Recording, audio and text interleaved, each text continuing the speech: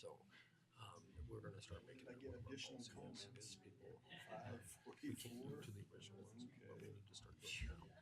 So, yeah, no, we can't on the original ones, but people that come in now that have had Can I existing wells, they need to Assume they're and they'll be paid out. So like here's, if you give us our well, you know we value it at this, so this takes off your monthly bill for the next X amount of years. So there's certain ways of doing it to where people don't feel like we're just grabbing their stuff. They get paid out for it. You know, That's a big one. yeah. But that's what we were told. So because if we don't do it, the state will come in 5 years and take them all, and we don't get any reports. Yep.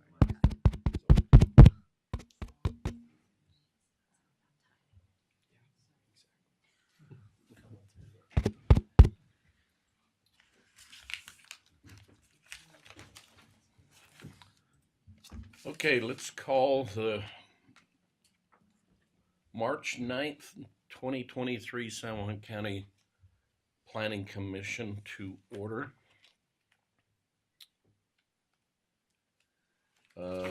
Commissioners in attendance are Cody Nelson, John Johnston, Ann Austin, Lloyd Wilson, Trent Schaefer.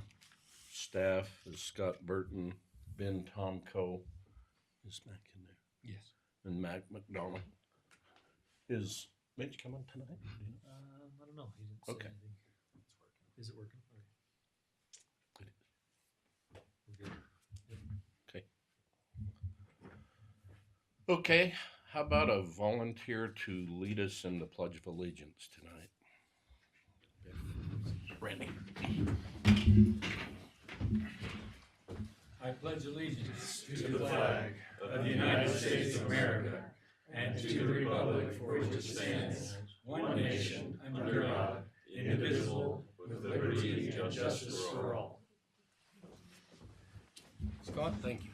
I need to do something. Thank you.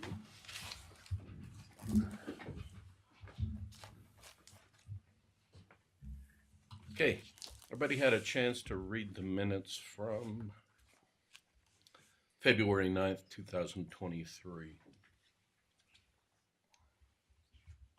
And if so, I would entertain a motion to approve. I'll make a motion to approve the minutes Okay. for January 12th. Got a motion and a second to approve the minutes from February 9th, 2023. All those in favor say aye. Aye. Aye. Any opposed? Motion carries.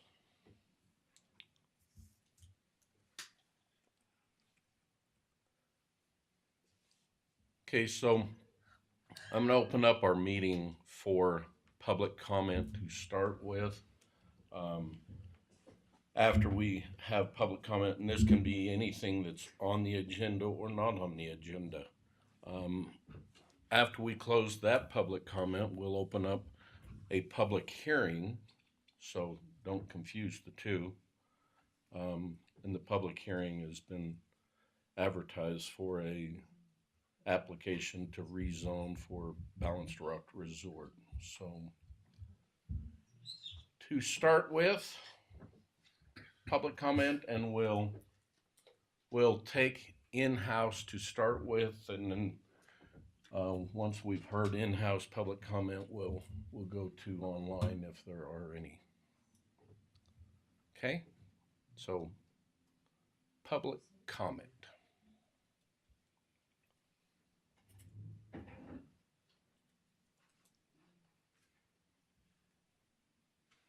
I didn't know if that was.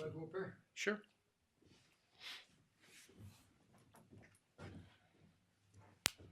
My name is Randy Day.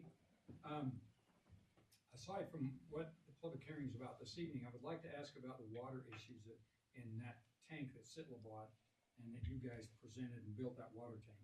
Is there ample water in that available that's not belongs to Sitla available for other projects other than Sitla in that water tank? He would be the one to answer that. As in our shares. Yeah. We're allotted 500. At this point, we're utilizing around 52 Okay. with the 230 or 240 connections that we have. We do have a contract with Sitla. They are guaranteed 21 a year, up to 420 something by the end.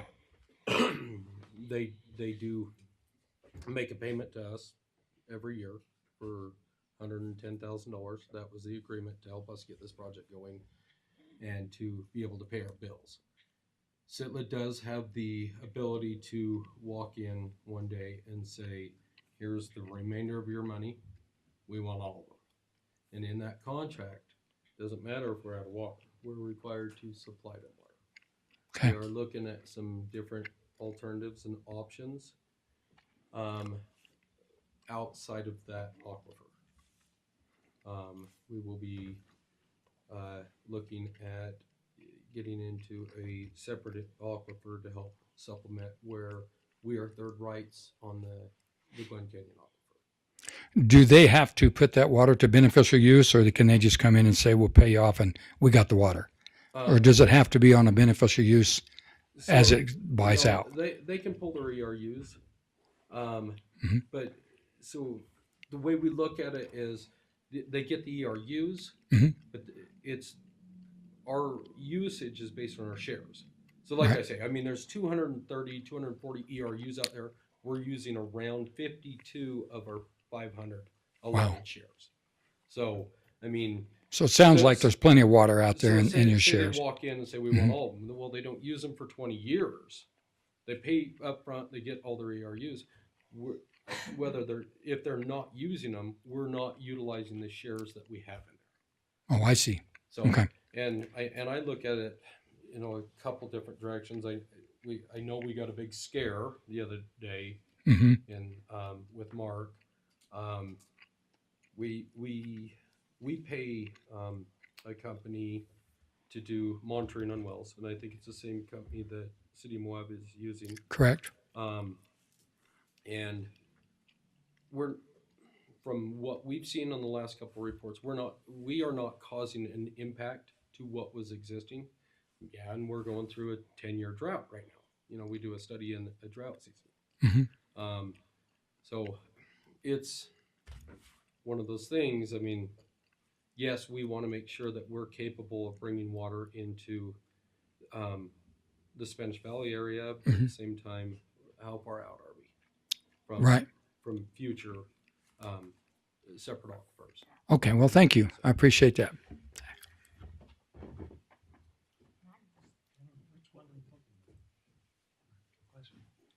Just could you clarify what water you were talking about As in what? in that question? Separate aquifer? So is that the well that's being used now in Spanish Valley? No, that is part of the same aquifer that Grand County and Moab are on. Oh, so it's not that new one that was done? That is the new one. Oh, it is the We new are in the same aquifer. one. Yep. Okay. Hmm. Yeah, we are third rights to that. So Moab has first, Grand has the second rights. We're third. So if they come down, if the Division of Water Rights says that we are pumping below where we're supposed to be, Spanish Valley gets shut off first. Then Grand County. Moab's last to be shut down. So. Thanks. Any other public comment? I have something real fast. Sure. My name's Lynette Clark. Come on up. Okay. The people online can't hear you unless you're at the microphone. I don't. You've been there, huh? I've never been at the microphone before. That's how long it's been since I've been here in person. I'm Lynette Clark, and I live in Spanish Valley, and right in the middle of the action at Spanish Valley Drive in West Coronado. And my general comment is just a question or a suggestion, basically, is that the planning and zoning commission, when people apply for anything, especially subdivision permits, I have a hard time trying to find where the location of the project is. I don't think the maps are very good that are put out. We don't have, if there could be some improvement in that for the general public, it'd really be helpful. And also, it's kind of too bad, but it's hard to identify who it is that's asking for the bill for the project, because that's only shown on the very first time that it comes before the P&Z, and then any time after that, it's just sort of like a reference. And then if one wants to really know who the entity is that's applying, you have to go back like months and months and find a certain support packet. And that's a little bit too hard for the general public, and I think it's just not very general public friendly. So if you could do anything about that to help us make it easier for the whole public to, participate, appreciate it. Thanks. Thanks, Monette.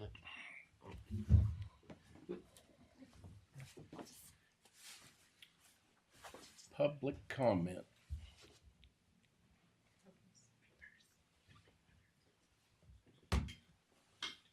Anybody got their hands raised?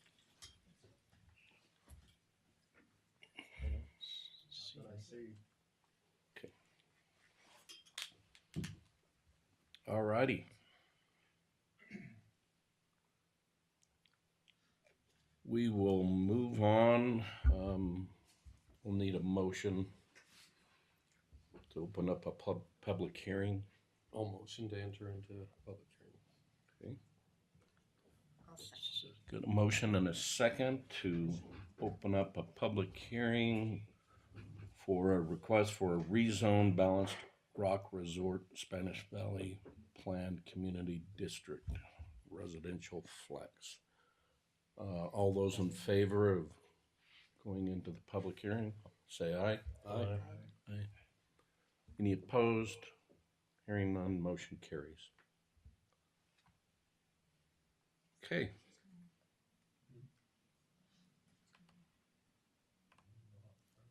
I lost my whole.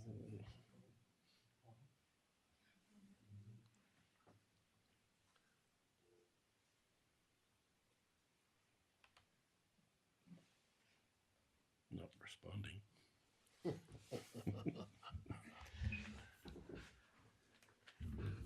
Do we want a presentation? Okay, let's do that.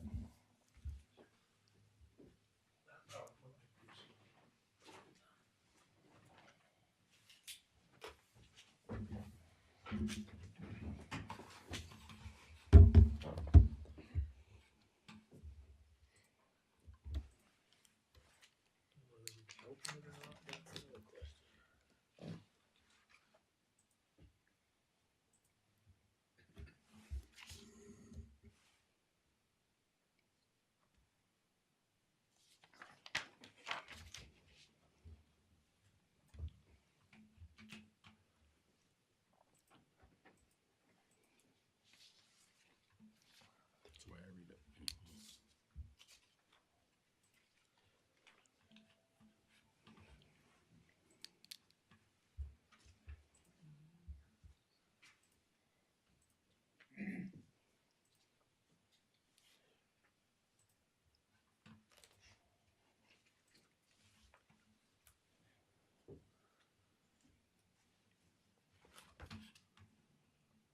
Looks like Elise did raise a hand. I don't know if she's gonna be.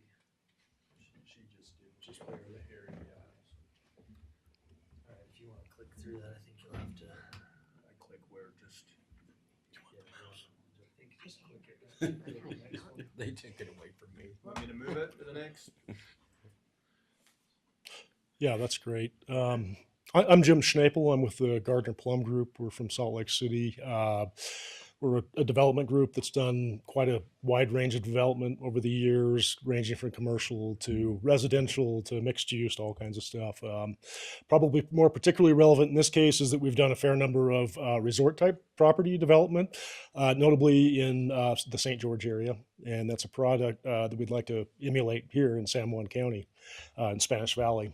And as you can see on this map, that first map, the project is just barely to the northwest of Kens Lake and just south of the Sky Ranch property there and just south of the county line. Slip to the next page there, and that's a little closer in shot. And you can go on to the next one if you please. It's the property is 3 parcels for a total of 72 acres, and we're requesting to switch from Spanish Valley residential to the planned community district, small community residential flex zone. The reason we're asking for this rezone is it will allow us to develop a master plan project that we think will be a benefit for the greater community. Next slide, please. So the goal of the project is we'd like to build a high quality community that will appeal to residents and visitors to the greater Moab area. There's a lot of pent up demand for this type of product in the Moab area. As you probably know, Moab and Grand County are very difficult to do any type of project like this in, as I found out with another project I worked on up there. Another primary goal is we feel that this will provide a long-term income stream for the county through increase in property taxes and then also through transient room tax. We'd like to create a community that will compete with similar properties that you see in Moab right now. They're doing quite well. Next page. Now, I don't want to spend my time going back through the whole application process, which you have, and we have a preliminary community structure plan submitted. You can read the details there. And that's definitely just a draft at this point. We need to work a lot with the county planning department to refine it. But this is kind of the general view of what we're looking at. We'd like to do a mix of residential products to include duplexes, single family homes on a variety of lot sizes. The live, work, play stuff you can see that's kind of in the middle there. That would be a kind of a townhome project with large garages underneath with residences above. There is a lodge proposed that could be up to 120 rooms. We think this is a really good location that's fairly isolated from the rest of the community. And we feel like it would be a great place for a lodge to draw in some of those tourists that were coming in. We can draw down from Moab. Part of that will also have a fair amount of open space in the top right-hand corner and going down through the middle of the property. And the project will be amenity-driven. We'll have a pool, clubhouse, pickleball courts, tennis courts, basketball courts, things like that. Other projects we've done, those amenities have really driven the community and really been a big draw for people who want to buy into that community. And so we typically will go in and build all the amenities first before we even start breaking ground on any homes or anything like that. We want them to know it's coming and not just an empty promise that it'll come someday. Next slide, please. So just for full clarity, for future plans for the project, we do plan to apply for an overnight overlay for the whole community. And this is important because we want to build a comprehensive community from the get-go that takes in a lot of the considerations where you see problems with just general scattershot of overnight rentals in neighborhoods. We want people coming into the neighborhood knowing that they're buying into a community where that product is allowed. So there's not a future question that, hey, my neighbor's doing Airbnb and I'm not, or whatever the case may be. They know up front. They also will know about the lodge and know that that's going to be there. So we don't want to hit anybody with any surprises down the road who decides to buy there. In the final point there, it'll be a clean, orderly, and a high quality planned community, like a lot of the other stuff we've done. Next slide, please. So the reason we think that this fits within the ordinances and the plan of the for the Spanish Valley is first we'll look at the Spanish Valley area plan. So next slide. On page 29, you see a definition for central development areas. And these are typically the flattest, least sensitive, easiest to develop areas. They're preferred areas for locating mixed-use neighborhood centers where local commercial and civic services will be provided. And they promote the use of coordinated development strategies to encourage creative design and development. And we feel that's really important. This is a master plan 72-acre community. And that using this new zoning would allow us to do that. Whereas right now it'd be more difficult. We could not pull this off with the current zoning. Next slide, please. And you can see here that this is very flat land and it's empty. What's that? It's really open. Oh, well, yeah, sorry about that. I don't know why that, mine's upside right. Next page. That pilot was not, he wasn't very happy. So the only structure on the project right now is an airplane hangar that the current owner has used for a number of years. Okay, next slide, please. Okay, so on page 33, the Spanish Valley Area Plan recommends the development should be implemented sequentially from north to south as part of a rational extension of municipal water and sewer services. Next slide.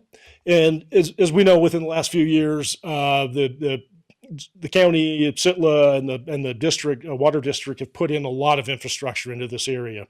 And this property is very well sited. You can see that the new well is right nearby. The water tank is just up the hill. We have a major water line and sewer running right to the north of property. There's single-phase power, natural gas right at the property boundary, and then also three-phase power, which services the well, which the county put a lot of money into to put in. And we feel like this would be a great natural use to extend that down for use in the lodge. The rest of the houses typically are not going to need three-phase power, but we feel like that's a great use for that power line that got put in. Next slide, please. So on page 36, the general plan identifies phases of development for Spanish Valley. And you can see in here, I've got a question mark. Are we in phase 1 or phase 2? And if you read the definition of the phase 1, it seems like this property is in phase 1, but it might be phase 2 on the map. The map's a little hard to decipher. Either way, these two zones are indicated to be the first development areas of Spanish Valley. It's where the utilities have been put in, and there's good infrastructure there. Now, following up with that conversation earlier that Randy had, we have received a preliminary proof of water availability from the water district for sewer and water. At the time, they told me that only 50% of their water is allocated. Moving on, we have the San Juan, looking at the development ordinances for San Juan County. If you could flip the page there, please, and then maybe even a second switch. So Chapter 2 defines planned community district, and PC zones may include residential neighborhoods, subdivisions, neighborhood commercial centers, business, research and educational campuses, highway commercial, and flex development areas. Important there because we're going to winnow our way down to the residential flex level of the zone. Parks and open space, convenient pedestrian access and connections, individual structures within each PC zone may contain mixed uses, something we're proposing. Permitted densities may be higher than those permitted in surrounding districts. And just on that front, right now, I think we're pretty, I believe our density is about what the current density is, about 4 units per acre. So the reason we think the PC should apply to this land in particular is that you can look, this is a Spanish Valley zoning map, and you can see that our project is outlined in red there, as is, and next to it is other private property that's also zoned currently as SVR. But surrounding us on 3 sides is Sitla property that's all zone planned community. So we don't feel like we're asking for a particularly special rezone request in this meeting, because we're pretty much surrounded by planned community already. Moving on to the next zone, you can see this is Sitla's latest plan that I found online, and you can see how they are intending the build out for this greater neighborhood. To the west of us, you can see the neighborhood center, which is going to have commercial, I believe some residential, and also right where that dot is above the first arrow, you can see that's county-owned land. There's about 10 acres there. The county plans to put it, well, you already have a health clinic looking at, my understanding is like paramedic buildings and things like that. Then down to the south of that, you have the Central Development District, which will be residential, and that's fairly isolated from us. You can see there's more private property between us and that zone. And then off to the east, you can see that's more PC development area. That's more compromised land that has steep slopes and things like that. Probably very low density if any housing development over there. Next slide, please. So on page, I forgot the page number apparently. The purpose of the planned community district is to provide a regulatory tool that allows large properties in San Juan County portion of the Spanish Valley to be developed in accordance with a specific plan designed to achieve the following. And I've gone through and pulled out some of the ones I think are probably most relevant to our project and underlined those even more so. So in number 3, the plan promotes high quality, innovative, and creative developments that includes a mixture of uses, building types, varying densities, and lot sizes. A variety of mixed use, commercial, and flex uses, again, adequate amenities, and the preservation of open space. Number 9, to promote and encourage conservation of scarce resources. We feel that land is a scarce resource and we should probably use it appropriately since we're trying to do a fairly, we're trying to cluster our development and make small lots as we can to try to minimize the impact to the use of the land and also minimize water use. Next slide, please. Number 12 is to facilitate the creation of a convenient, attractive, and harmonious community with a desirable living and working environment with unique identity and character. And that's a critical point. We would like to do that with the PC zone. We want to, like I stated up front, we want to master plan this community so that it works very nicely for the residents who live there. And then number 17, to provide a process for the initiation, review, and regulation of large-scale comprehensive plans development that affords flexibility within the context of an overall development program.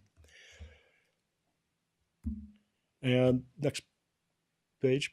Okay, so the plan goes on to define a small community. And that's what we're going for here. A small community falls within the range of 20 to 200 acres, and we're talking about 72 acres. Next slide, please.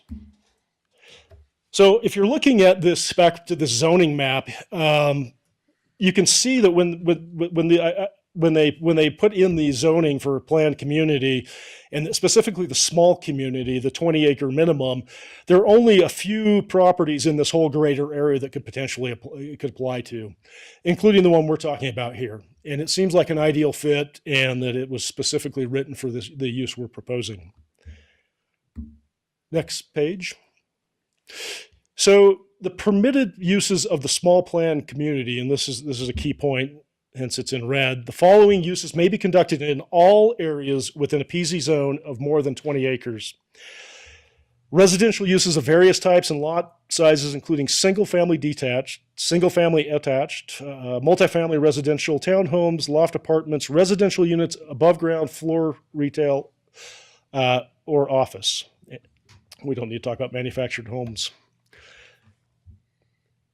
So, and that is the other point I missed on here is all uses described in the Spanish Valley Area Plan, which was adopted as part of the San Juan County General Plan, include these uses. Next slide, please. Home-based businesses, common areas such as parks, plazas, playgrounds, and trails. I won't read through all those. Next slide. Open space, including landscaped areas and areas of natural vegetation, waterways, parks, trails, recreational areas. Those are all things that we plan to incorporate into our community. Next slide. So under conditional uses for the small plan community, the approved PC zone plan or community structure plan, which we're currently working on with the planning department, may include provisions for special land uses identified as either a permitted or a conditional use within a given PC zone, and may include uses listed elsewhere in this chapter or additional uses. Basically, that's saying that it gives the Planning Commission and the County Commission flexibility to apply many different uses identified within the chapter to various properties that fall within the small planned community. Below, I've noted a few of the uses that are included in that chapter, which include residential flex. Of note, there's also highway flex and business flex. Next page, please. So maybe an obvious question is why residential flex? Why are we going for that zone when we're proposing residential and a lodge, and also some of the hopefully the residences will also have overnight capability. In conversations with the planning department, it was determined that since a majority of our use will be residential, the county does not consider overnight use a commercial use, is my understanding. That residential flex would be the best fit, and that lodge would be a conditional use. Next page, please. So, well, We're ahead.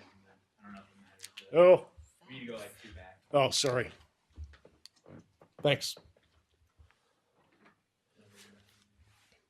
There we go. Okay, so it says each PZ zone may consist of any number of combination of the following land uses, and these are all this is from the development ordinances. That shall be identified in the community structure plan as provided in this chapter. And it includes central development areas, which we defined in the beginning, flat lands. Below you can see flex development areas are called out also specifically. Next page. Now this is important because I know I would guess some of the concerns in the community may be that residential flex should not be used here. But the way it's defined in the ordinance on page 15, flex areas are generally located, meaning generally, not always, in close proximity to U.S. Highway 191, and intended to accommodate a range of uses focused on creating an economic base for the Spanish Valley and San Juan County. Now, we are definitely trying to create an economic base for the county. And of note, we're actually located just under a mile from US 191. Next page, please.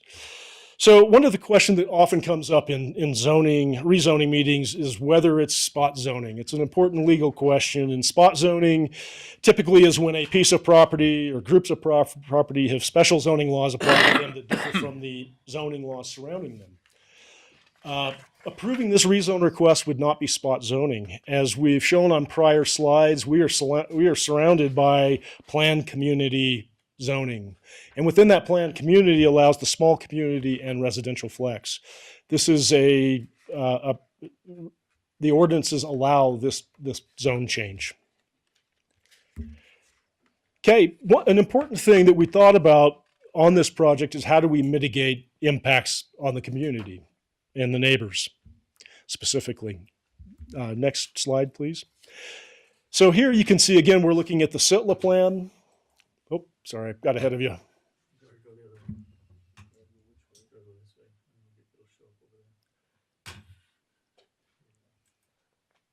And then one more, please. So this is the SITLA roadway plan, and you can see that they have a road planned, basically an extension of Old Airport Road going straight up directly to the project area. They also have a road plan to go across the north end of the project and looping around the project. So we feel like there's going to be pretty good access in the future to this project. One more slide, Scott. Thank you. And so here's kind of a summary of the roads you can see. Now that yellow road is Allen Street on the north, and admittedly it's a bit wonky the way it's designed, and it kind of comes out from Spanish Valley Drive, it jogs down, could go around some SITLA land lease from SITLA, then back up to the neighborhood to the north of our project, and also to access the project. But the county owns the 10 acres just to the south of that road, just to the north of the green line there. And in fact, half of it already shows that road extension on it. And SITLA has also agreed to dedicate the other half of that land. Basically, it just needs to have someone come in and build that land. And then we could have a straight shot that extends from the V of Allen Street right across to the health clinic, which I think is a more natural place to access for this development. And we are willing to help the county develop that and pay for that. And then you can see the extension with the blue to the left, Old Airport Road, goes straight across to 191, providing a direct access to the project. The green line to the south, that was just my estimate based on the SITLA plan, that there will be a major artery road down to the south that will also come in from Spanish Valley Drive, and eventually will connect somehow into those neighborhoods across private property. The piece to the southwest of us was recently sold, and there are plans to develop that also. So there will intent will be to have houses in that other piece of private property there. Now, looking at the lodge, which I've drawn in there in blue, roughly the location. It's cited where it is because it's in kind of an isolated area away from other neighbors. It's about 1,000 feet from the two close, over 1,000 feet from the two closest houses. So it's a pretty good distance away. The neighborhoods to the north, you can see a number of houses. There are some houses to our immediate north. There are probably 5 or 6 homes along there, 7 or 8 lots. And by extending the road, that green line across the top will create an additional buffer of at least 60 feet between, our development and those houses, which are actually on the far side of a small lane that's on the to the north of that also. And then of note, a number of houses in that greater neighborhood are currently being used for overnight use. Some of those are licensed with the county, we hear, and some aren't. But that's not really my point here. My point is that I feel like if we do end up with an overnight rental property here for the resort, we're not too dissimilar from what's already going on in that neighborhood to the north. We also hear there's some businesses going on there, some with overnight customers and things like that as well. So for other businesses. That's the end of my presentation. Are there any questions or?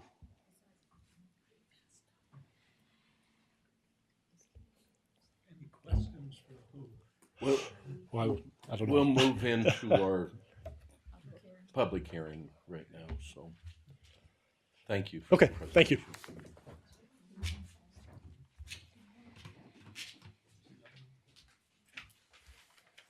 Okay.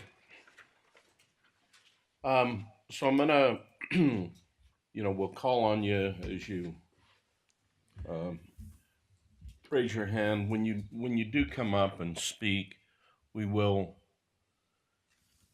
want you to state your name and where you live, and we'll put you on a 2-minute timer. So with that, we're open for public hearing.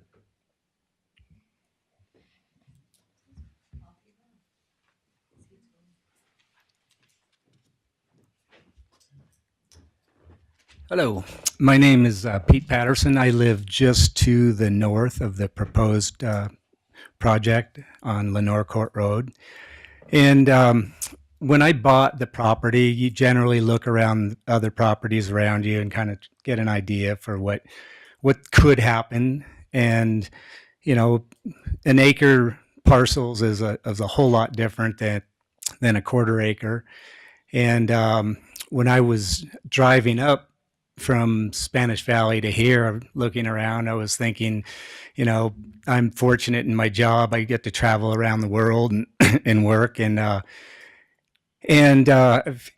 was looking around at the valley, and I was thinking that San Juan County is one of the most beautiful counties in the world. It's just gorgeous, and I know growth is inevitable, and I think smart growth is really important at this stage. I know there's a lot of action going on, a lot of developers, and quite frankly, you look at around at a lot of the development that's gone on in Salt Lake and South St. George, where they do a lot of the grid building, and it's really not that attractive, and it has a huge impact on the residents around.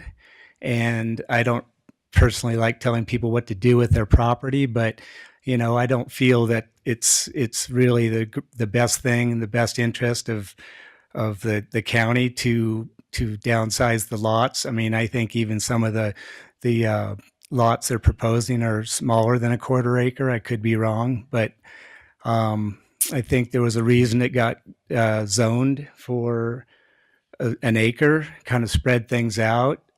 You're out on the flats out there, and you hear every little bit of noise that goes on out there. And I know things are going to get built, but I think we just need to be really aware of what's going on and what people are trying to do. Thank you. Thank you. Okay, next.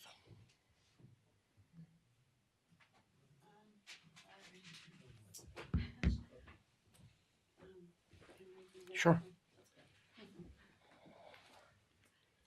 Well, I'm back. I'm Annette Clark. I live in Spanish Valley, not too far from this development. I do not border the development like the previous gentleman, Mr. Jacobs, just said.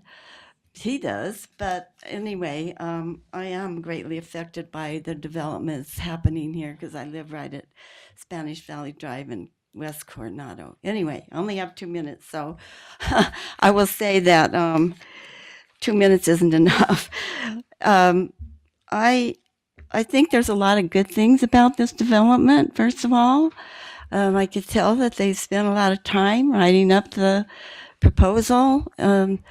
And a lot of it conforms to our new Spanish Valley Area Plan and ordinances. I'm very happy about the landscaping, the plans for the dark night sky, and those are things that, to conform. They're not planning to, build something that doesn't conform, which is great.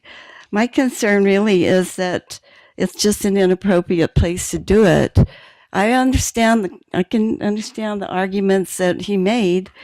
And the thing is, though, that land also is next to residential. It may have large swaths of Sitla PC land around it. And I am not even sure that the current Sitla community structure plan tells you what they're going to do with those big yellow areas, what they have in mind. I think Sitla's idea was to build residential housing around the neighborhood center where the clinic is now, and to kind of make it a walkable community, last I heard.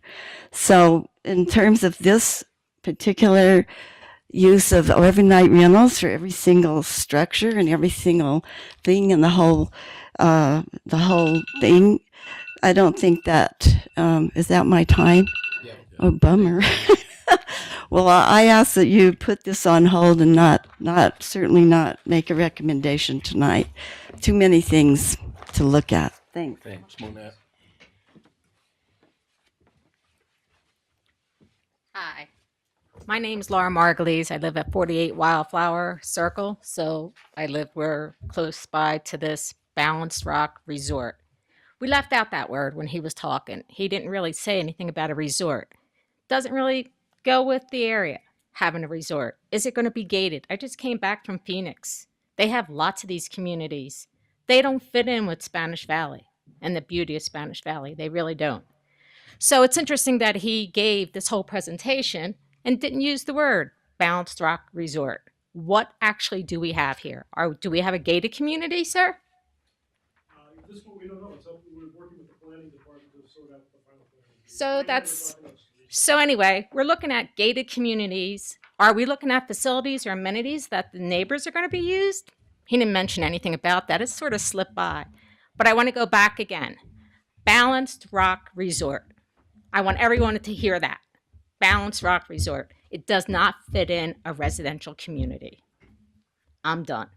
That does not fit in with what I came to live for. Thank you.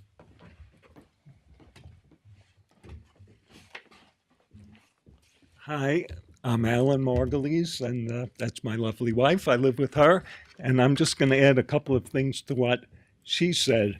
First off, on his presentation, he started out saying community, and the community he first said was us, and then he immediately went to community as Balanced Rock. Balanced Rock doesn't seem to be part of my community. When you look at what they're building right now on Old Airport Road, I'm going to be able to drive my bike or car into that area because that's part of Sitla's plan, and I'm not really sure how far their plan is going. I don't know if I can get into that community. So that's a separate community. And then I had a whole bunch of other notes, but then he talks about the road as a buffer. So my friends here, they live on the other side of that road.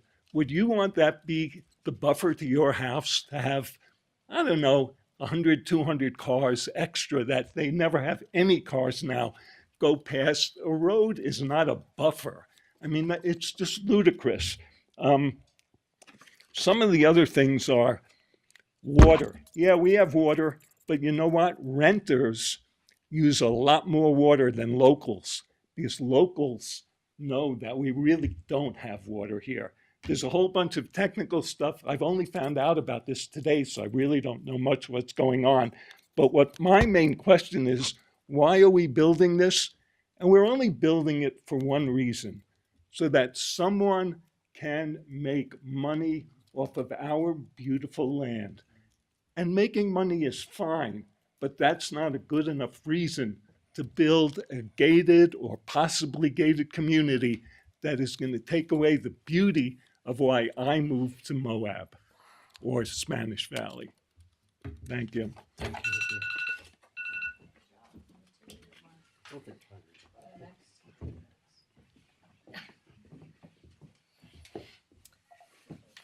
Hi there. I'm Kim Jacobs, and I live on Lenore Court. I have two properties there. One is a long-term rental, and one is mine, where I live. Thank God we have all of you guys, because we only have 2 minutes to get all this done. So I'm going to go ahead and say, like, I agree with all those guys. But I think one of the problems is that back in 2017 and 2018, a lot of us sat down with you guys and went to the landmark meetings and helped to get to this zoning that we have, the Spanish Valley residential zoning. And we feel a little bit betrayed. I mean, we would feel betrayed if this went through, because that's what you guys came up with us. Like, we were there with you and working on that. And so going from something that is a quarter acre to an acre with 4 maximum dwellings on a one unit, to some of these, I did the math, and I found 24 lots, for example, that were 5,400 square feet. I found 21 that were 4,400. I mean, like, the lot there isn't even a half an acre. So they're trying to put in 217 units in 72 acres.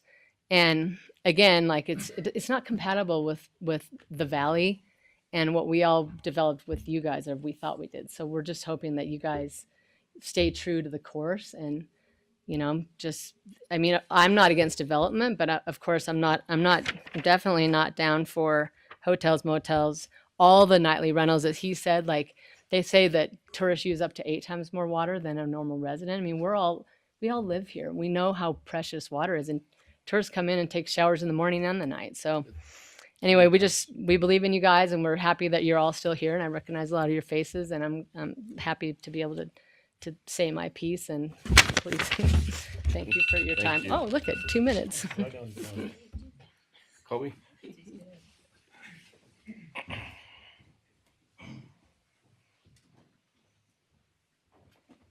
I'm Colby Smith from Northern San Juan County.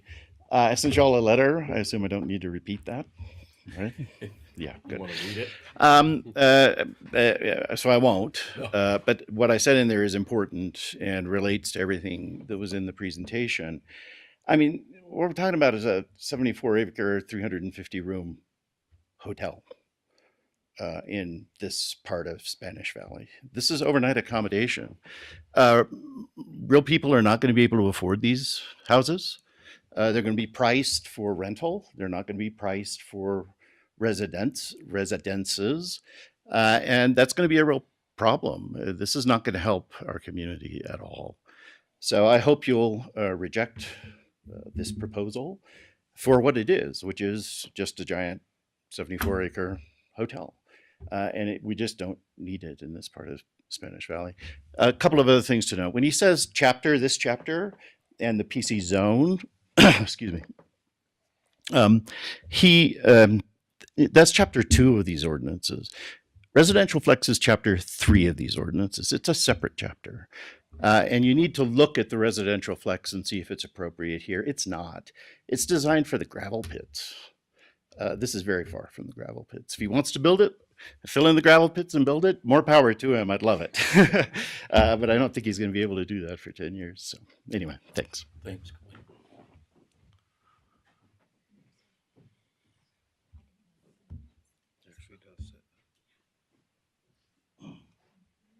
Public comment.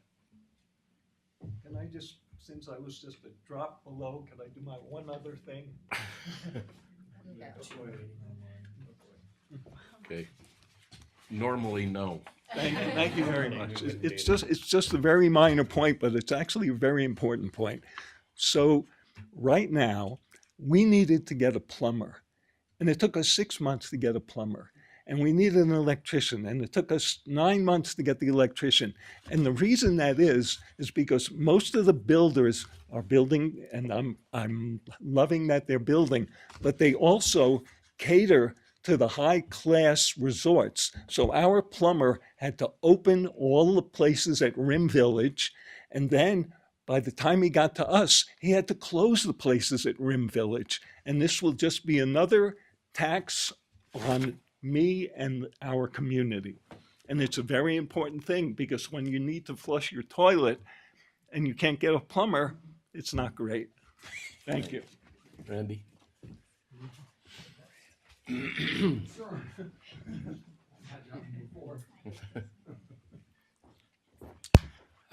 Thank you for the time.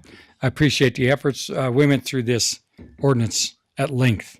Name is Randy Day. I live in Grand County, just to the south of this, or to the north of this project. I understand what they're saying, but to tell you why it was an acre back when we did this development, I was one of the principals where you folks live.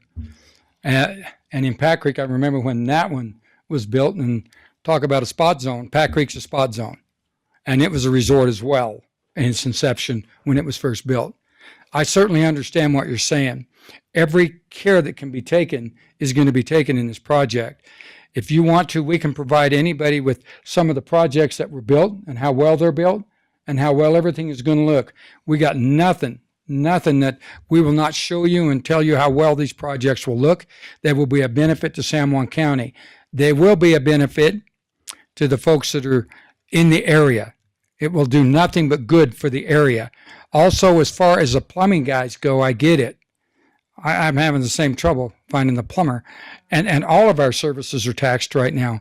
But it's because if we build something that people can come, then the folks that work for those people can build houses next door. I know there's a big project there on the Thomas property that's looking at building single-family homes, about 9,000 square foot lots. That's what they're talking about. Every project that I can find, we're going to try to make work. I've been to St. George. I have property in St. George. Those communities are well thought of and do a very nice job. I can only hope that we can do one as nice as what the same group has done in that area, along with Park City and other areas where they develop. It is a very positive thing for San Juan County. It will help base the revenue that we need in order to make it through tax-based, through revenues coming in. And I'd like to thank you for your time and efforts, and I appreciate it. Your ordinances were put together very well. Good job. Thank you. Thanks, Randy. Can I just ask a question? Or can I go up to the... It's gonna get repetitious. So, Laura Margulies from Wildflower Circle. I'm a little confused because Randy Day's been up here twice, so I guess he's the developer along with these other guys. He was up here asking a question in public comment. About water.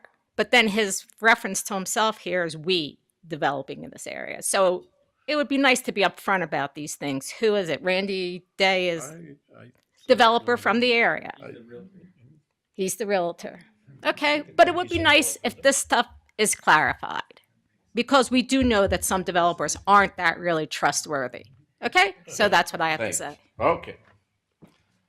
All righty. Any other public comment in-house? Seeing none, we've got some online. Two online. You wanna go, you got Elisa and Kylie Miller online.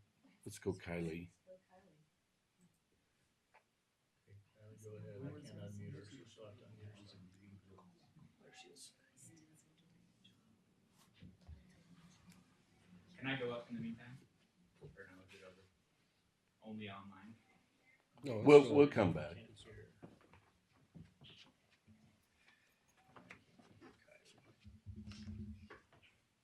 Hold on, Kylie, I think I gotta change her audio input.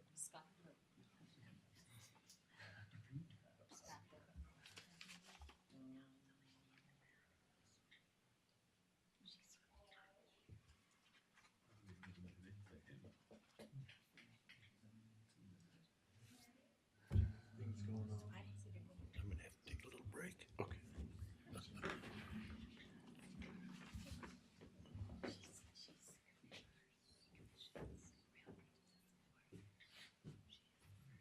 Kylie, if we cannot, What about that? See if she's there. Kylie, can you hear us?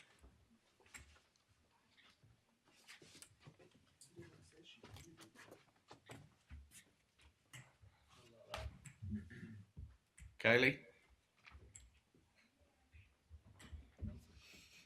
Kylie, we did get a letter from you, and if you had other things to state that was not on your letter, if we can unmute you, why don't you go ahead and email us additional comments, and we'll include those. You want to try? I don't know why we can't get that audio across to us. How about Elise? Saying it's going to be the same. She can try. Let's see, but I think it's the same. It's that YouTube, the YouTube.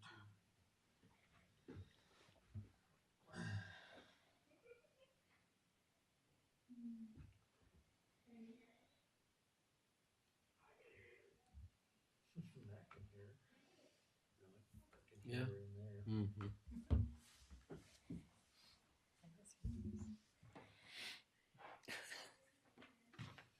You're gonna translate, bring it in from Yeah. the other room. I might have to try to figure it out. What's going on. We can hear them. Yeah. If you're on Google, we can hear Yeah, and if I you go and them. I just you change the audio source to PC, I mean, Google's coming through.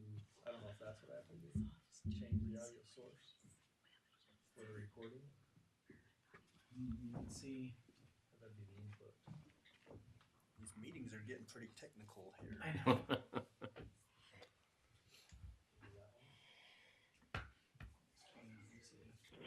I can, yes. Okay, there we go. There we go.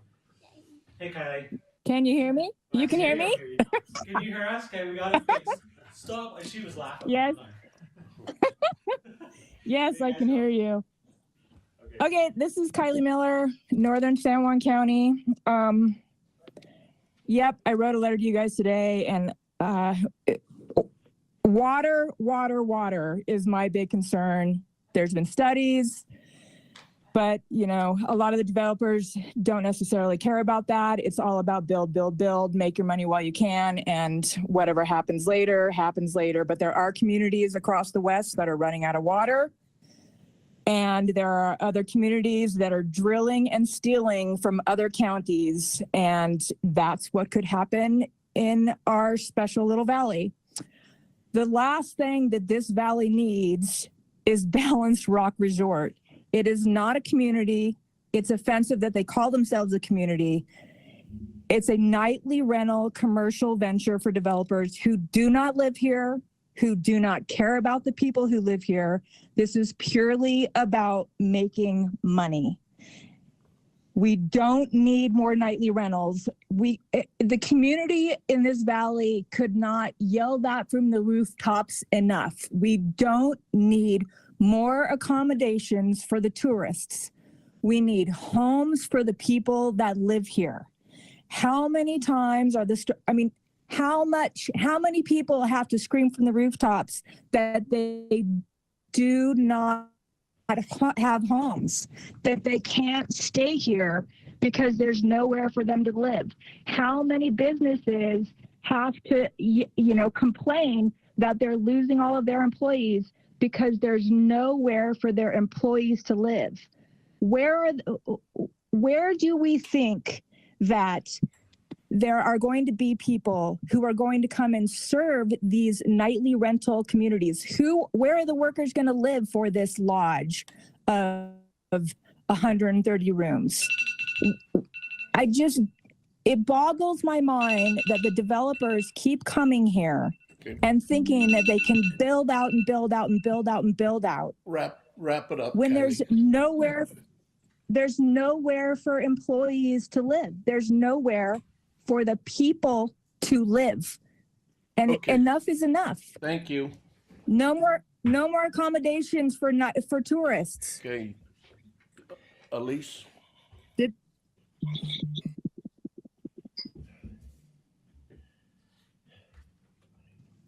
Thank you. Can you hear me? Yep. Great. Thank you, Commissioner Schaefer and Planning Commissioners. My name's Elise Erler, and I am with Sitla, and I am sorry that I have to be virtual tonight, but that's unfortunately the way it is. I'd rather be with you in person. I would like to offer a couple of comments to you, primarily about the preliminary community structure plan, which is a portion of this rezone application. And first, I'd like to say that I think there's good open space in this project. I think that's great. I would suggest that the developer and the Planning Commission staff think about improved connectivity between what is shown here and the rest of the community, because much of the area plan effort was to try and increase connections within the whole community in terms of roadways and so forth. And the other comment that I will offer is that the drainage channels need to be, attention needs to be paid to how drainage is on the property here. And I know you're going to get a discussion later on about stormwater master plan, but just to offer that as a suggestion as well for both Planning Commission and the developer. And with that, thank you for your time and your consideration.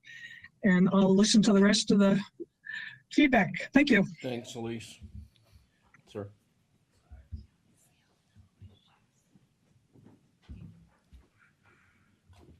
My name's Philip Plum, with Gardner Plum, live in Salt Lake.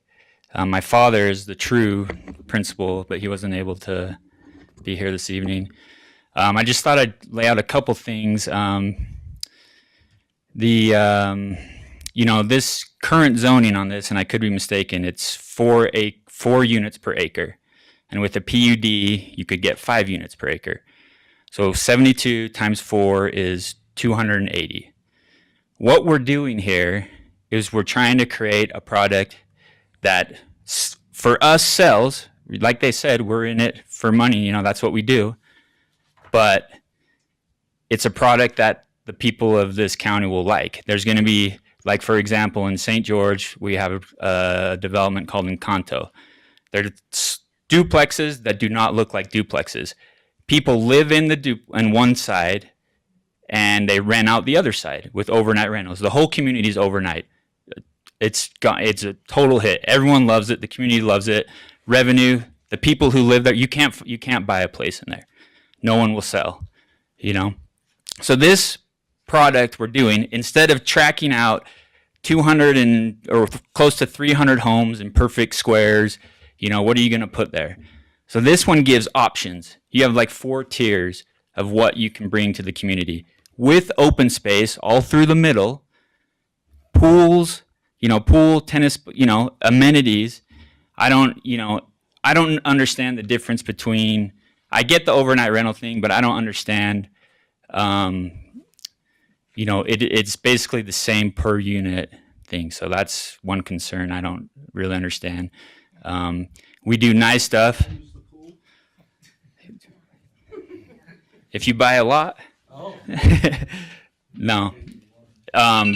We do good products. The Gardner Company, if you look at the website, it does say building communities. We're excellent at working communities. We want to address your needs. We don't want to fight your needs.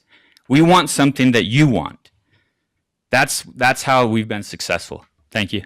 Thank you. Any other comment? Okay, I'll entertain a motion. You have one more online. Eva Christ has also raised her hand online. Okay. Eva, Hello?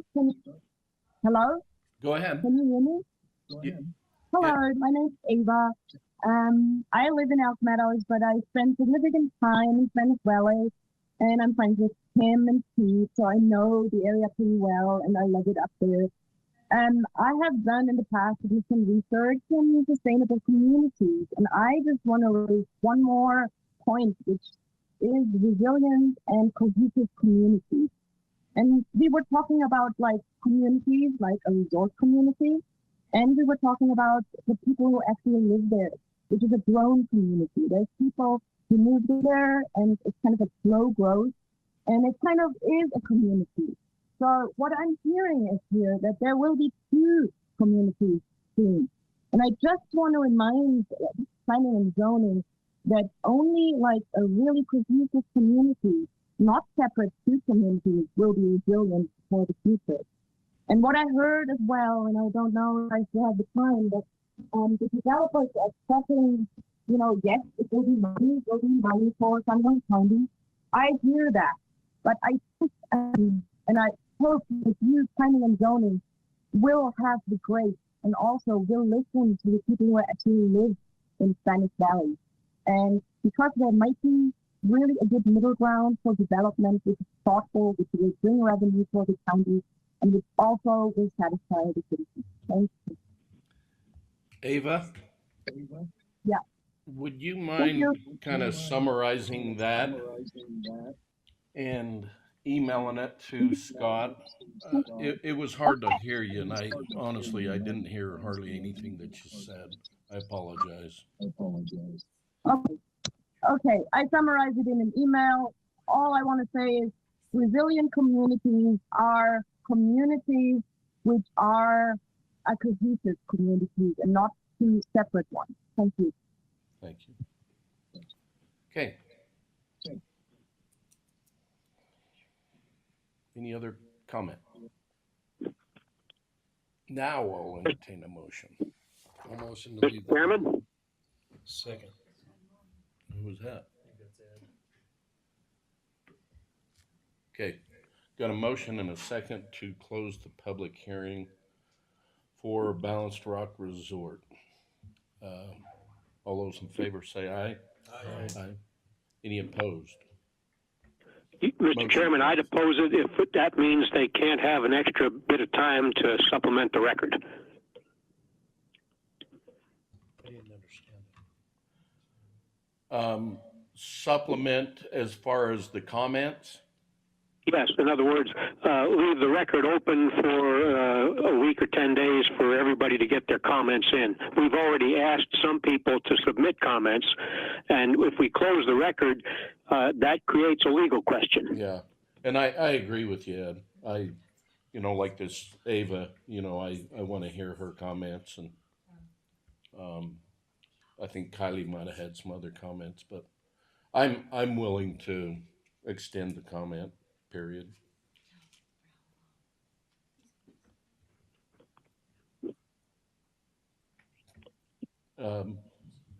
Should we amend that motion?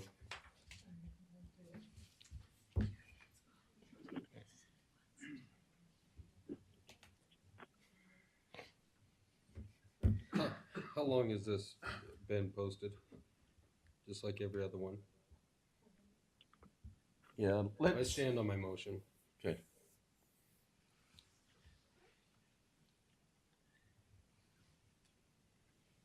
Okay. Motion carries.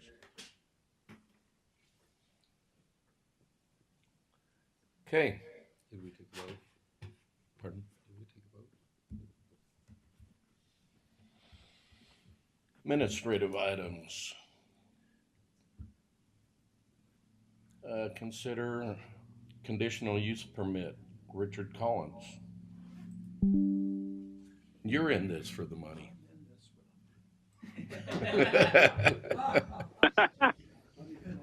Please.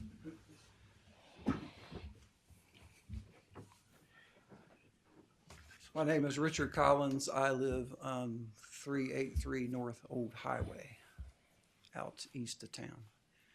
And I am coming to request a conditional use permit for my property to have a summer camp for the Navajo children. We're looking to do a month in July, bringing children on the property. We're going to do 20 children at a time. We're going to do 4 sessions, 4-day sessions. And we'd just like to have permission to do that on our property. So entertain any questions you might have concerning that. Mr. Chairman? Where is this property? Go ahead, Ed. Mr. Collins, have you read the staff's proposal proposed considerations? I have not received staff proposed considerations, I don't believe. Okay, we'll read them to you. Or Ed, you can read them to me. I got to get to that page. Can somebody else jump in? Okay, I'm on it. Must comply with public water system requirements for water storage and pressure for fire suppression standards. We'll want to just talk to the county fire warden. Okay, all right. Must comply with any state and federal fire restrictions. Must comply with state county fire policy. Must comply with all building permit requirements. Must comply with San Juan County Health Department requirements and Utah State water system requirements. So those are all agencies within the county, basically, that you're going to have to meet with. All right. So I do that and then come back to, or, okay, just meet with them, make sure we got all of our ducks in a row. Yeah. Okay. Any questions for, oh, so this property, you can go out to Mailbox Road, turn there. It's 7 miles east of town. I see. Okay. And then off the highway. What's currently there now? You've got the little map here. Yeah, our personal residence is there. So the residence is here. Yeah, there's a garage and the pump house are there. Okay. And the other spots, like the tents, the kids will be staying in tents, so you can see the area that they'll be sleeping in there. We've got 5 tents for them. And a little shower house. So I'll give a little history on this. So Richard typically goes down onto the reservation and does vacation Bible school down there. It is determined to him that it's become very expensive and very time consuming. And so he's wanting to bring those same kids up and do vacation Bible school out here east of town. We really want to give the kids just a great camp experience. Most of the parents that we talk to, these kids, we've been working with many of them for years, and we proposed it to them a couple of times, and they're like, "Oh, our children would absolutely love to be able to experience a summer camp." They come at no charge. We're flipping the bill for them to come to our place. We just want to be able to love them and care for them and have them have a great time and experience this part of the county. So it's been a real pleasure to have the opportunity to minister to that great bunch of kids. So we want to be able to do it better than we are. Vacation Bible School was costing a fortune. By the time we were renting houses and to put people in to help us, volunteers and transporting kids and everything, it was just crazy. We thought there's got to be a better way that we could spend more time with the kids and give them a better experience. So God blessed us with 40 acres out there, and we looked around and we thought, well, we'll try it. We don't know how it's going to work. I talked with Ronnie Neves down at the health department, and we went back and forth because we do want it to be safe. We don't want any of the kids to get sick. So we're doing everything that we can do on our part to make sure that those kids are getting good drinking water. There's good sanitation. They're going to be cared for properly, and yeah, we want to do our part to be good stewards. Okay. So, all right. Thanks, Richard. Thanks. Do we vote on them or I make a motion to approve the conditional use permit with the conditions of the staff report. Okay. Second. Got a motion and a second to approve the conditional use permit by Richard Collins with the attached conditions from staff. Any further comments? Let me get even. All those in favor say aye. Aye. Aye. Any opposed? Hearing none. Sorry, I forgot to say aye. Okay. Motion carries. Okay. Is Curtis here? I am, yep. Okay. Consideration and approval Hassan Estate Subdivision Amendment Number 3, Curtis Wells. Good evening. How are you guys? Good. So we've already reviewed this. So I can do a little Okay. explanation. if you Sure. want, Yeah, so this one is went through the overnight accommodations overlay process. So it meets the number of units that were approved. The site plan has changed a little bit, and so that's what one of the discussions I wanted to have, and one of the concerns that the road department brought up was the original plan that was approved had an access off of the highway. That access has now been removed, and so the access will be off of Tangren Lane as it's shown there. There's 3 access points all off Tangren Lane. The concern that the road department has is basically it's titled Ranch Road that comes north and south into that corner that goes through LeGrand Johnson's gravel operation there. That's their concern, is that we don't necessarily want to be directing traffic through that area. How The about county we- is trying to get that abandoned, is from what TJ is saying with the road department, but that's going to be not necessarily happen quickly. You know, it'll be in the long term. The developer has talked that they are planning to pave the existing Tangren that goes out to Spanish Valley Drive. And then there are some things that they've discussed, some options to potentially help in the short term. But the county commission would have to abandon that ranch road section that goes through the gravel pit. And they want to do that and move it over to the east side of LeGrand Johnson's property so that it's not. So it's in line with So it's in Tangren. line instead of being coming down and jogging and coming right through the middle of LeGrand's operation there. So anyway, that was a concern we had. That's why, I mean, I did have it originally, the original agenda item had this as a preliminary plat, but I changed that because we have already approved the site plan for this development. It's already approved. They're vested for this number of units. For the overnight accommodations overlay has been done and approved. The county commission approved that as noted in my staff report in April of 2021, I think. And anyway, or 22, I think it was just a year ago. So anyway, that I just wanted to give some background that's Scott, looks like I just hijacked the screen. I hope that's all right. I thought this might be helpful. This is again Curtis Wells, the applicant. This is the schematic that we had our engineer pull up to kind of highlight what we're proposing here with the access. Can everyone see this okay? we can't see it here yet. Hang on. We'll try and do this, which it'll maybe, I don't know if it'll mess up or not, but we'll try that. So it says Scott's presenting. Yeah, that, I thought I had taken it from Scott. Let's that see. gets us an infinity mirror. Hold on. That doesn't work.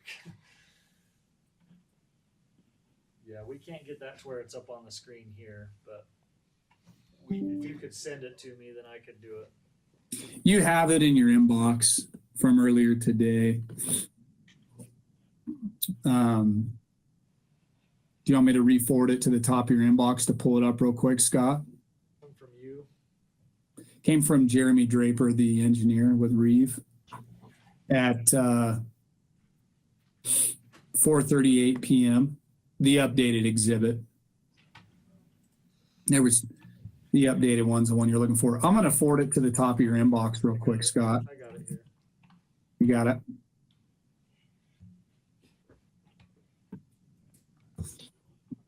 Because there was 2 of them. The original was sent earlier, and then the second at 4:38 is the updated. Yeah, I got it. Let me present it here so that everybody here can see it as well. Perfect.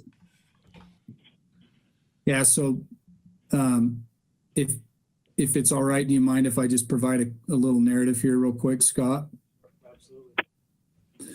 So pretty straightforward. We've got current ranch road where we're offering, where ranch road meets the site. we discussed with Scott, an interest in having some signs posted or whatever we can do to assist the county and letting people know that, that we're not, that there isn't to be access to the site from Ranch Road. The green portion obviously is the preferred access, and then from Tangren Lane off of Spanish Valley Drive to the site, we're offering to pave. It's likely that we will not have, finished units by the time that the Ranch Road circumstance is taken care of by the county.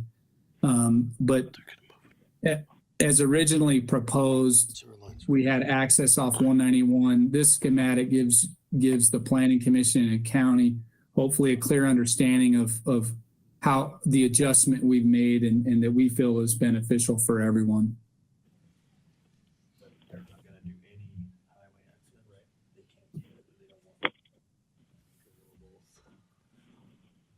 There's a 60-foot wide piece, which is Ranch Road. It belongs to San Juan County. Our water and sewer run right up through there. We cannot abandon that easement. And not only that, MSHA requires 1 point of crossing on that road by a mine on a county road. So, and I'm not trying to stir up a hornet's nest, but that is a county road. That's where our water and sewer runs. That's where our easement is.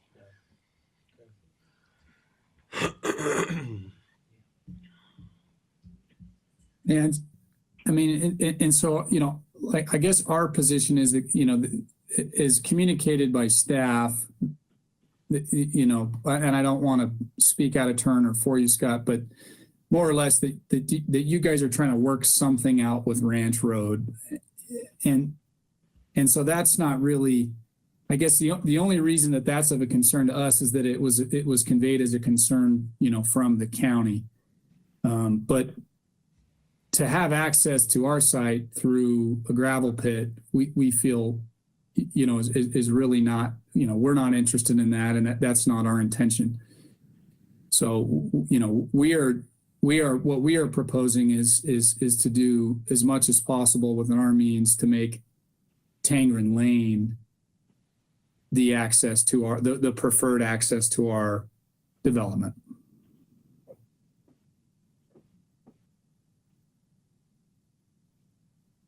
So what's the idea on Tangren Lane? Is it going to be? It's pretty narrow. It meets the county standards back when it was thrown in. So, because the county put the road in.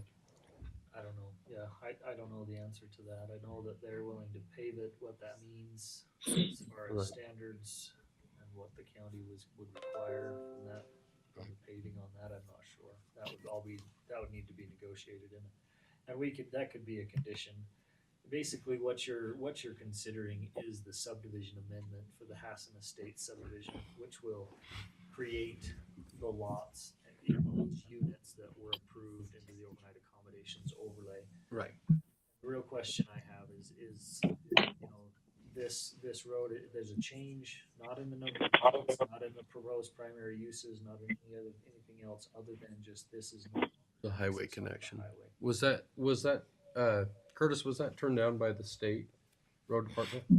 No, it wasn't. We feel like, in the process of kind of, how to create the best environment, we chose to go this route because we wanted it to be more kind of a neighborhood feel. And I think part of that is the ability to mitigate noise and visual impact off the highway. A lot of, subdivisions like this moving northbound towards Moab, with highway access, it's busy, it's loud, it's not the ideal environment. We really like, this is just due to preference, factually speaking. Yeah. We think we can kind of maximize, our controlled environment within the subdivision with this approach. And also just with in mind that, I think Spanish Valley Drive, as this growth continues, into South Moab and San Juan County, we see as kind of being a serious corridor, in the future, and we want to plan for that. So.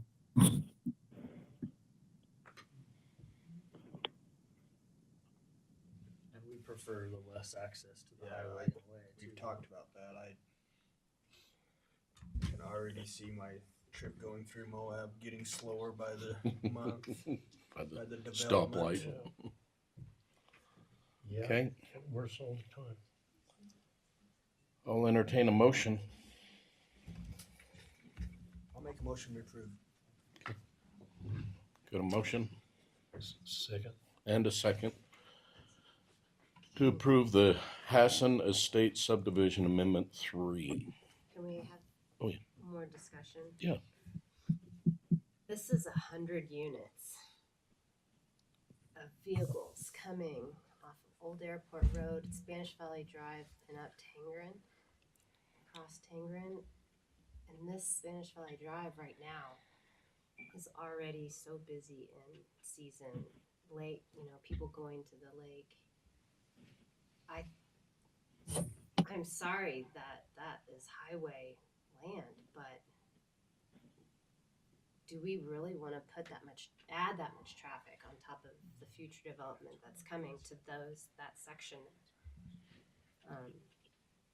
It's highway commercial. It should have highway access. If the concern is that it's going to slow down highway traffic, then maybe it shouldn't be so big. I don't know, but that seems. Are we going to continue to do that? Throw traffic, not on the highway for future developments? Because that's just going to set a precedent that we start directing all traffic to Spanish Valley Drive and then back towards the highway. I don't understand that logic at all. I'd highway's be okay noisy. with Ranch Road being brought up to par. I mean, that's coming from an industrial area, so. Wonder if the state required them to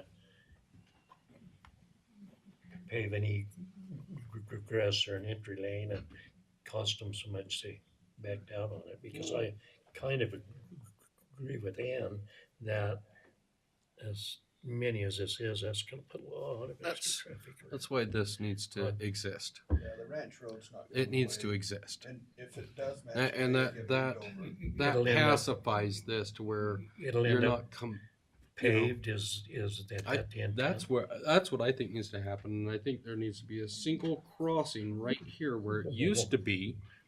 Why don't we make the developer pave it? Because we can't do it. It's up to TJ to make that decision.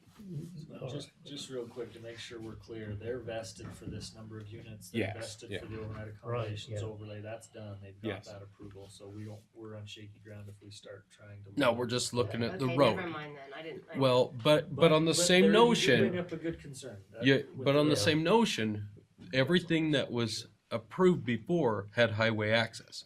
That's why we That's have why the the ability to talk about the That roads is- now. that is an That's the way I issue. look at it. Yeah, exactly. So if, with taking this out, why are we not asking for that second egress to where it does slow some of the, I mean, that's our concern at this point. That's why we're here right now, is because we've removed a point of access. And I think Ann's right on that.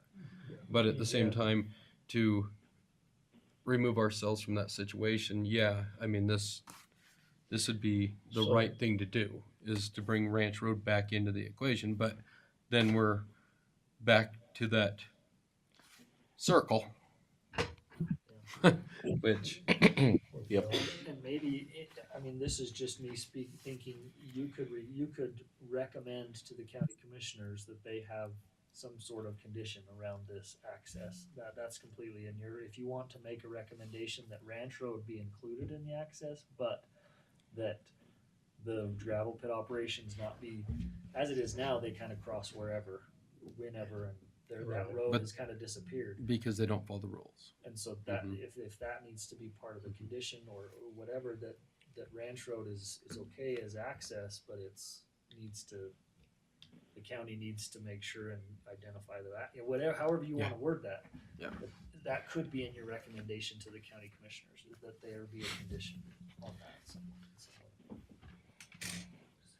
Personally, I feel as if they're not gonna put the highway access and an egress lane and stuff that the state probably requires, I would think, because that's a whole lot of building. I think a developer ought to be responsible to either pave the test or to help pave it. Personally, but that's just, I mean, I've always had to pave all of our developments. Right. So this would be you've already got a motion and a second as stands, so you can supersede I the guess my motion. comment would just be a little bit like we talked about with the lease. And I look at it different than everybody here in this room because I live in Blanding. So I just want to get through Moab. No stoplights. I'd like to get through in under 2 hours, or I'd like my kids to come home from college in under, a day and a half. So we just talked about major, lights or intersections instead of 80 million, access points. And so off the highway. Right. Yes, And all I'm stating is I'm okay with that, but we cannot get rid of this. No, I know. So- And even it either stays, or even if you keep the access for utilities, And then move it to and the then the road comes over to the right, along the fence Mhm. property line and lines up with this. I definitely think that has to happen. And he acts like they're willing to do some kind of, but that's TJ. I don't know Right. how we require. I'm with you, and I think they're willing to do some paving, some road improvements, some access points. But I guess those are just my comments as far as, it would be easy to just hook onto the highway, but then I don't know. Then I don't like it. Is there an option south of this at all? With the new proposed Sittler Road? No. No, that Mm-mm. there's nothing that can No. connect from the south. No, and I think Cody's right on this. There's a driveway right here that used to go to S&S, and it is dangerous. Yeah, There's no, it is a bad a spot. hill right here. Yep. You come around that corner and you don't see them until Over a little hill. you're right on them. Yeah. So, and Yeah, it it's is a bad good idea to intersection. get that away from the highway, that access right there. But I definitely, ranch needs to stay, or new ranch Or be- needs to be yeah. developed. Be whatever we wanna- located to the east But of I don't LaGrange. know how to make that part of this approval. right, exactly. motion. Mhm. If I could, I would. We can't command the road department. No, I wish I could tell TJ what to do, but Well, just make the motion and command him. See where it goes. I make a motion that TJ will listen to all my recommendations and follow them. Second. Okay, we've got a motion and a second on the floor. We can Amend. strike that down or amend it. But how would you amend that? Well, I think that we require the developer to either provide access through Ranch Road or that one. Maybe strike they're offering to pave this. Mhm. Maybe say, don't pave that or that. Yeah, because it's 6s on the distance. So Yeah. and pave that. Put a stop sign. I'm fine with. Unless Just as legally can we yeah. require? Well- I just don't know. Like I said, they're offering to pave that. Mm-hmm. What you're doing is making a recommendation that the county commission do that. You can't. Right. The county commission is the ones doing it. Mhm. You would just make a recommendation. We do have Yeah. language about beneficial use, and that would probably apply. It's not a road that the county's already planning on paving, right? So this would be an improvement that the developer brings with their project. And again, these are 100 overnight rentals. That's a lot of cars. I guess I would just say with moving the road over, I really think that's what the county would like to do. So And who made the motion? Was that you, I Cody? knew I did. So That's why I if just- you amended it just to say that the developers to provide access from Old Airport Road, with the recommendation of including access from Old Airport Road. I guess my only question would be them paving the part that's in dark green of Tangren that they said they will do. Is that not? It's already chip sealed. The county did that 2 years ago. So there's not a lot of benefit to having them do that. I mean, with the amount of traffic that will be coming in on a chip sealed road, yes, there is. Yes. And I'm sure that's what TJ's reasoning for bringing that up would be, is because the amount of traffic. That's why I'm saying if we make this motion, this recommendation to include an access from Old Airport Road, now we've limited the amount of travel on Tangren to the chip seal, and now we have a paved access from Old Airport Road, whether it be the existing ranch road that belongs to San Juan County or the new one that may be provided to the east of the LeGrand Johnson. Because I mean, either way, it's the same money for the developer. If he's paving out Tangren Lane to the east, or if he's paving to the south on Old Airport Road. But it also does give 2 points of entrance to where it's not so congested on Spanish Valley Drive and Tangren Lane. I'm sorry, I didn't mean to interrupt. Whenever it's appropriate, may I provide just a brief comment when you gentlemen are finished with your deliberation? Go ahead, Curtis. Go ahead, yeah. And just to clarify, we didn't really,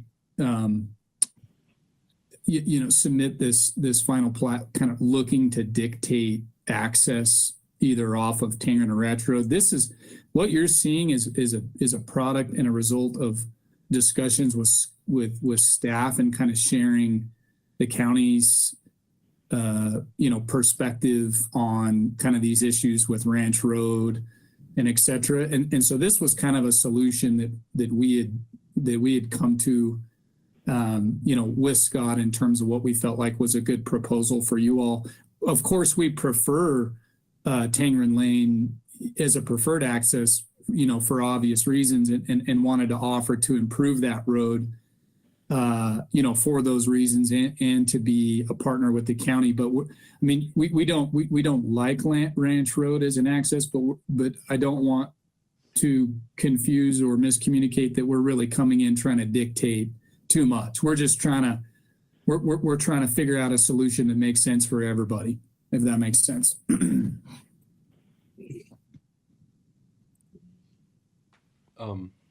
we can also put this on our discussion on the 13th too. Does that be this is a really good one, because that would be beneficial to the county.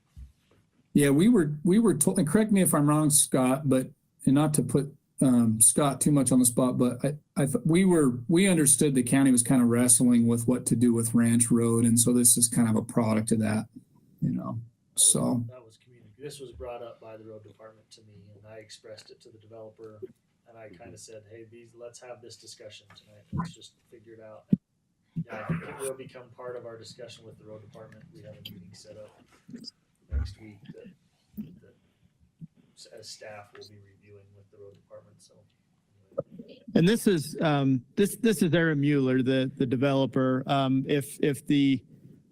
If TJ and the county decides that they do want to move Ranch Road to the east there, and we're happy to pave that as the connection. Obviously, that doesn't take away the rights of way and the utilities under there, but that was our understanding is that's what Rhodes wanted. And so if that's something, not knowing how far out that is, we're certainly willing to look at that and have those discussions with TJ when he gets back, if that, if that is helpful. That's awesome. So I guess I would make an amendment to recommend approval and with a second access point from Old Airport Road, being the current Ranch Road or a new access to the east. Okay. But so long as there was two access points. One from Highway 27, Tangren, that way, and one from Old Airport. I'd second that. Okay.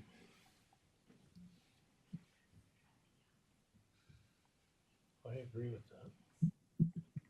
Okay, we have a motion and a second to recommend for approval to the county commissioners. And with the recommendation that they provide a second access either from Spanish, is that Spanish Valley? No? No, from Old Airport Road. Okay. From Old Airport Road, whether it be Ranch Road or moving to the east. Are we asking the developer to pave the new road, or are you asking the county to pave the? I'm asking the county commissioners to require The developer. The The developer. county commissioners are gonna have to step Yeah. in and have a discussion on what to do with the current Ranch Road Right. or to move it, and then they can make that part of their approval process. Okay. All those in favor say aye. Aye. Aye. Any opposed? Motion carries. And thank you. Thank you, gentlemen. Thank you, Scott. Thank you, board. I appreciate you. Thanks, guys. What's that? Oh. Okay. Consideration and approval of Lonesome Left Estate Subdivision Amendment 6. That's me, mister. Here we go, let's swing back again. All right. Just subdividing. It's an acre, I believe it's an acre and a half, subdividing into half and 3/4. Is that what it is? 6.69 and Yeah. 1.50. Yeah. Yeah. I didn't pick the number. Half acre, a little more.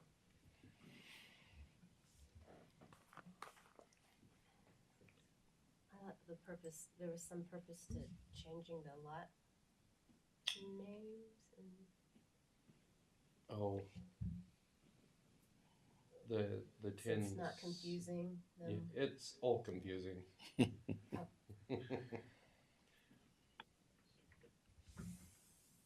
Staff? We didn't have really too many concerns on this one. It's fairly straightforward. Still half acre. There was a question about the access, but it really is just supplying that access easement supplies access to one lot.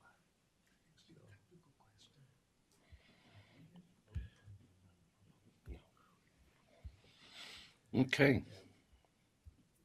I'll entertain a motion. I will make the motion that we approve. I'll second it. Got a motion and a second to approve the Lonesome Left Estate Subdivision Amendment 6. All those in favor say aye. Aye. Aye. Any opposed? Any abstention? Me. One. Okay.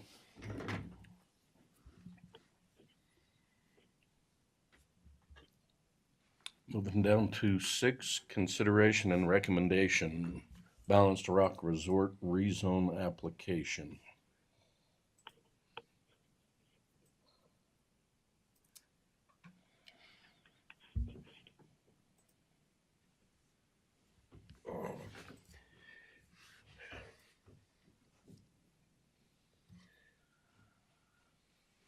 So does it actually fit within that ordinance that they're reading, or does that require some commercial or within the 1,000 feet of the highway, or how does that fit with what we've already done? Lloyd, can you read that? Okay, so I look at, I know there's been a discrepancy in the interpretation of this ordinance since it was put in place. Because if everybody looks at it, it's a draft. It's when I go to residential flex,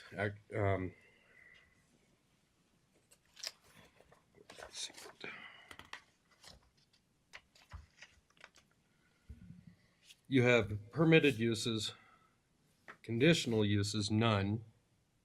So that's our two things: permissible and conditional. And then the next paragraph is uses subject to Spanish Valley overnight accommodation overlay. Hotels and motels, commercial condominiums for short-term rentals, bed and breakfast, lodges and resorts, commercial campgrounds, all other variations of overnight accommodations intended for nightly rentals. You go to chapter 10. An ordinance, this is the first chapter in chapter 10, which is the Spanish Valley overnight accommodation overlay district requirements. An ordinance establishing an overnight accommodation overlay district that can be sought for sites located within the Spanish Valley Highway Commercial District. See Spanish Valley zoning map for the location of the Highway Commercial District in which the overlay can be applied. I read this as an overlay can only be done in a highway commercial zone. That's how 1,000 feet no, from the highway. it's not even 1,000 no more because it's all remapped in Spanish Okay. Valley. So All it's I don't know if we can pull up the map, but that's all right. I don't know how you guys read it. That's how I read the ordinance. If you go to residential flex, you have your permitted uses, and then it has no conditional uses in the residential flex, and you go through. And so if we were to change this into residential flex, I still do not see how we can allow it to have the overlay, because as it describes in chapter 10 in the first paragraph, I know that you see this subject line through a lot of the different ordinances within this Spanish Valley ordinance. It's got the same thing: uses subject to the Spanish Valley overlay accommodations overlay or overnight accommodation overlay. You see it in almost every chapter. It's not applying to every chapter. It's applying because when you hit chapter 10, that the first paragraph states it is for your highway commercial, and that's how I read it and interpret it. Can we back up one more? Some other language too about flex development areas that are in the most recent South Valley Community Rezone application. The description of the flex development areas is these areas provide unique opportunities to create an economic base for the valley due in large part to their location near the highway, yet buffered from nearby neighborhoods. A flexible development approach should be considered to allow market developments and opportunities to be addressed. But anyway, again, it speaks to it being near the highway again, as its intention. Land use intention, at least.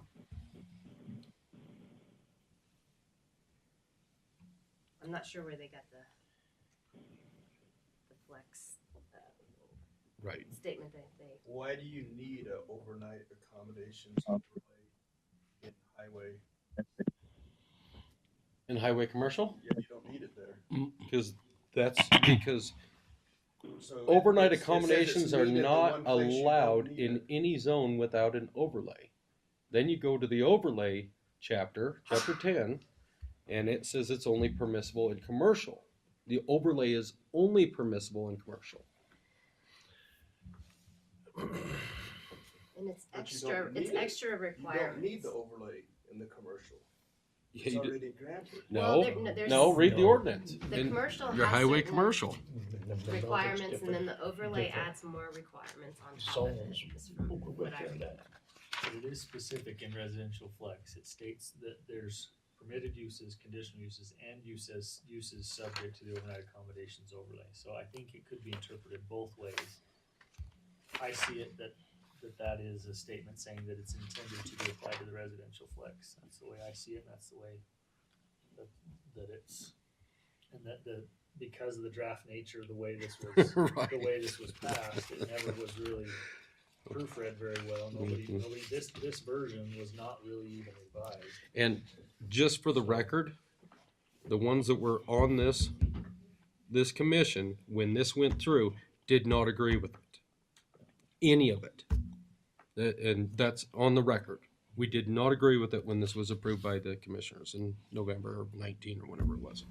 Because it does say in the residential flex that the use is subject, and it states all those uses that they are subject to the overnight accommodations overlay, then my thinking is, okay, that is intended to require the overlay to allow hotels, motels, overnight rentals, anything, all that whole list. And those aren't listed in residential.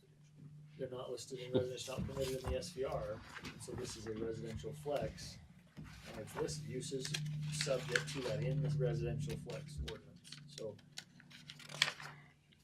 that's where I think that My other, that it just could be my applied to other residential flex. It's question, required, if you wanna do those uses, you have to have the overlay into it. my just question for clarification is, when this was drafted, it was PC, correct? And then the map changed. Correct. So it didn't start out as residential Correct. when this was drafted, All this property was in the PC zone Mhm. originally, Yeah. and then became residential when? When was the map redone? in 2021. In 2021. So Why did it change? We changed the map because So we it- had PC It on was part private of land. a bunch of different changes to the map. Oh, right. Mhm. Yeah, that was the only part of it that we actually partook in. Yeah, so this was in PC originally. So you're seeing the same thing. So we've got residential flex, business flex, highway flex, and highway commercial, and because they are a item within the chapter, you are considering it as part of that chapter. And They're a listed- It's saying that those uses require the overnight accommodations overlay. Okay, and That's so what it's that, and then chapter 10, this first paragraph is just missing part of its I think it never meaning. got revised to say that it. Right. But that's, I mean, I can see how you say it. It says right there it can only be for highway commercial. But Why you don't adopt drafts. So, Would it be worthwhile talking to Landmark or Elise? No, Understand? we're not talking, at least, yeah, but I'm sorry. I know. We got bad feelings with Landmark, so.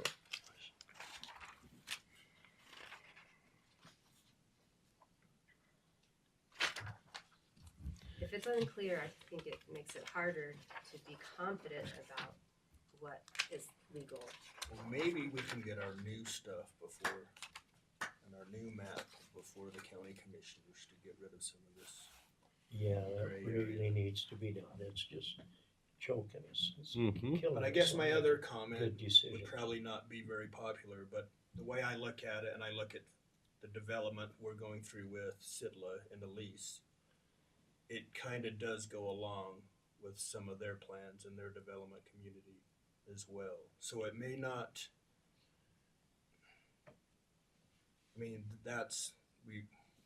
we're looking at doing that with them already. But on the same note, the last motion you made. We're looking at, as it stands right now, it's coming up through on Allen also. And you're looking at bringing that much traffic up through, and I know at the end of Allen, there's 3 or 4, 5 residents right there. Is it Allen? That's us. Okay. It's Yeah. It's Allen, and then it ends in Lenore Court. Yeah, Lenore Court heads back to the north. Yeah. And I think that you got TJ, or not TJ, but CJ Harris and a couple of them live right there.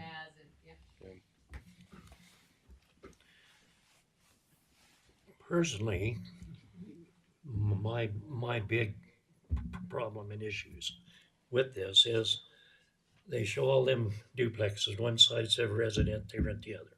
Show all them roads. Every one of us know, because we've lived around them overnight rentals and nightly rentals all over the upper end of the Moab Valley.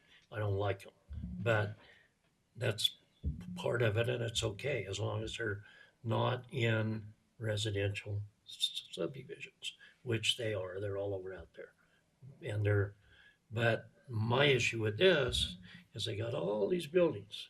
Every one of us know, because we've lived around them, that all these guys in the summer that come in and rent these, tow trailers and side by sides and Jeeps, and I don't see any place up down them narrow roads for each of them duplexes and houses to have 4 or 5 vehicles and trailers parked.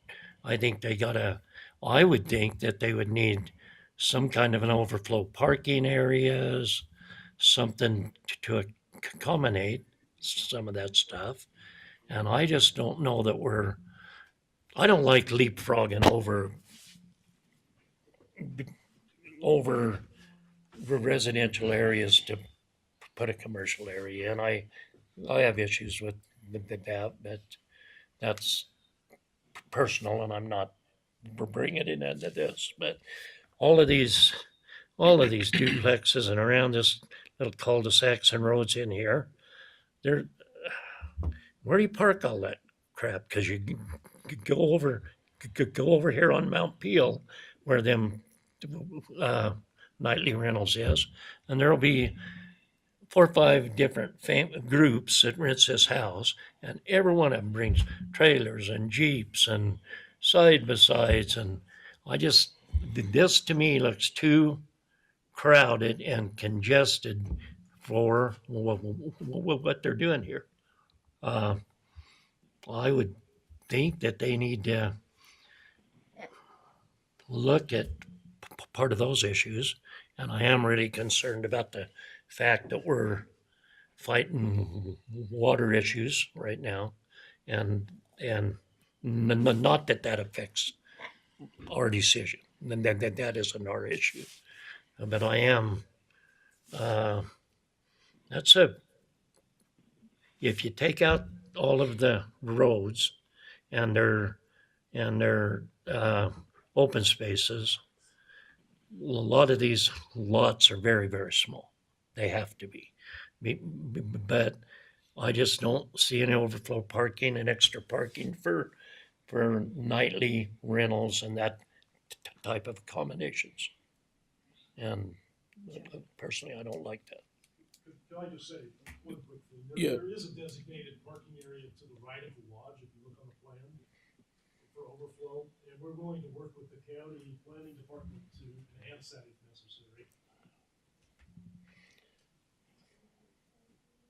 To that point, Rim Village Parks. Hold on. That public comments are over. Thank you.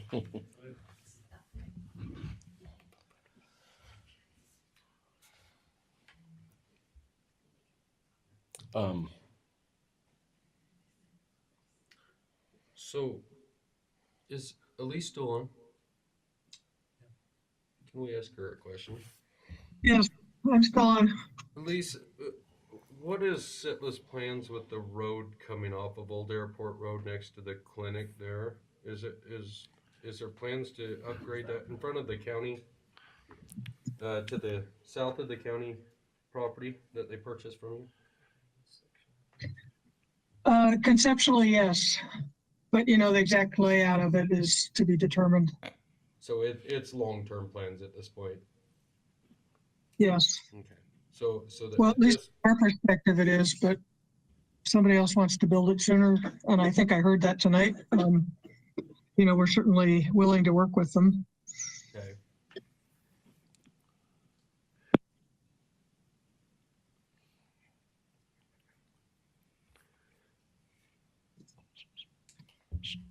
Well, I guess I'll make my comments about this. You know, I was thinking, I am going to be generous and say I think the timing is really bad for this in light of where we are with the zoning map and our ordinances, the stage of development we're at. We haven't seen yet Sitla break ground. We have a plan. We have a map, we have ordinances. I think we need to stick to the plan. If we start to rezone lots like this, we're going to set a precedence, and there will be other rezone requests, and it's going to run away from us. And I know I've heard our leadership in this county talk about managed growth. I think following the plan is managed growth. As things come online and it develops, you know, the plan can change, but to recommend this to the county commission, I think is going to just lead toward yet another potential land use appeal or decision appeal, which we keep running into this problem. And at some point, once we get our new map and LUDMO, then we would have more flexibility, I think, to make these kind of zoning decisions. But working with what we've got, I don't think it would be, I couldn't recommend it to the county commission.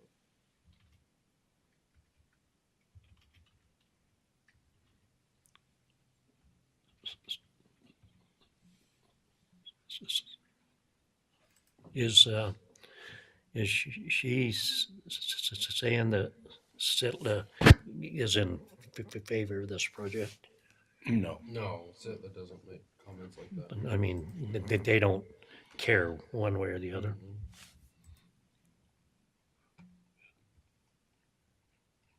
We care about good planning and good connection for the community, which is what the area plan is trying to do.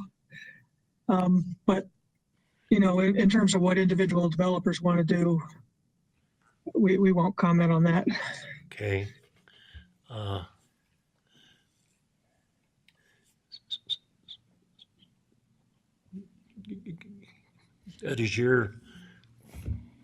you thinking that the property around that Sitla owns will be single family, or has that even been talked about yet? Sitla. You're talking to Lisa? Yeah, I'm asking her if she understands or Yeah, know you know, what their property is around there. Go ahead. We haven't designed quite to that level of detail yet. Okay.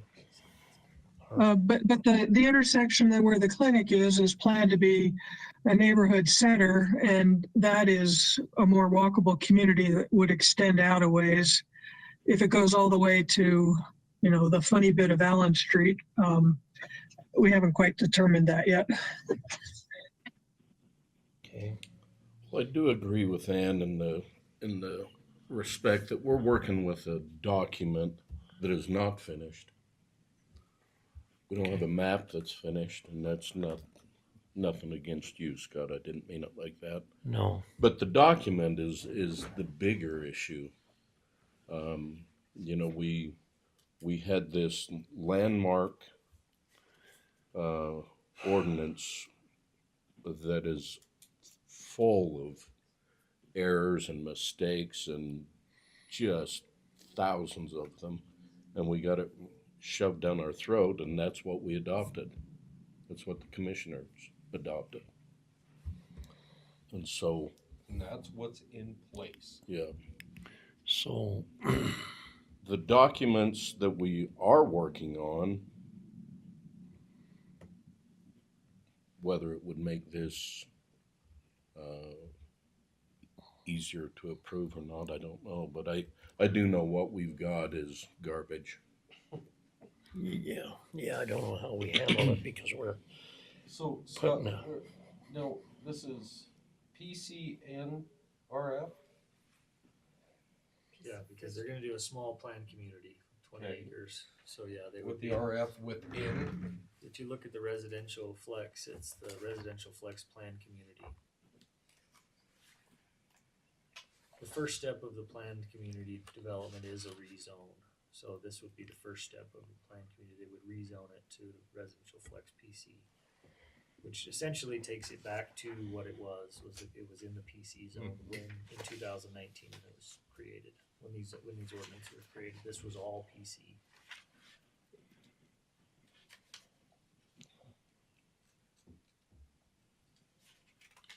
Which we had to correct it because it was PC on private land. And it could, I mean, private land can be PC. I think we addressed it with Carl at the time. Yeah, either way, these aren't residential neighborhoods, or as it stands right now, it's primarily vacant land. probably all under agriculture right now, I would imagine, but I got some real concerns of the amount of people, because you are looking at, if those are all filled in the lodges, you're looking at They could 200, just 300, 400 people. pave all that open space. And I don't even care about that.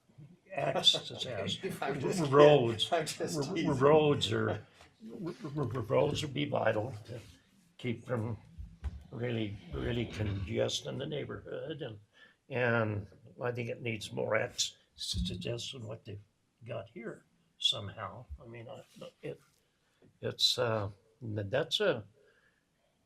pretty big planned community. I mean, that's pretty large. And I've owned property in St. George and Mesquite, and I'm not against that. But I got some issues with this.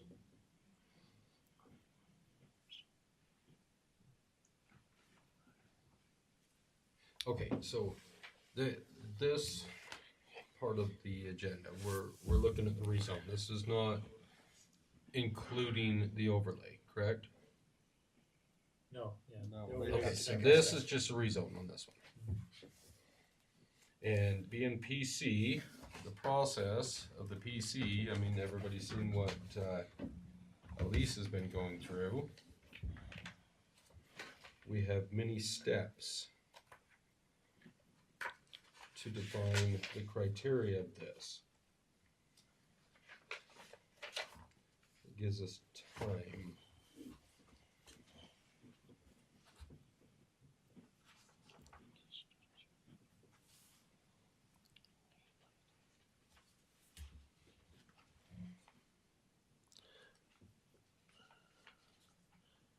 Maybe this one? What's that? Yeah. Mm-hmm.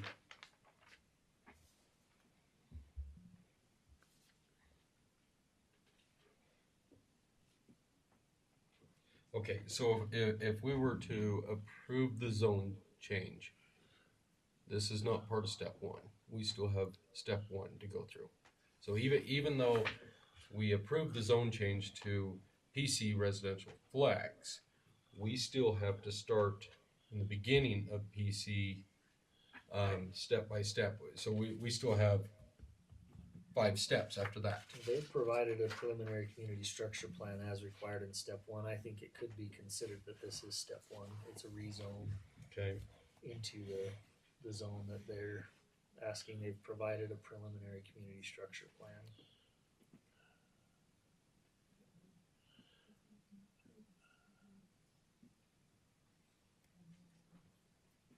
the number of units and everything that is discussed in step 2.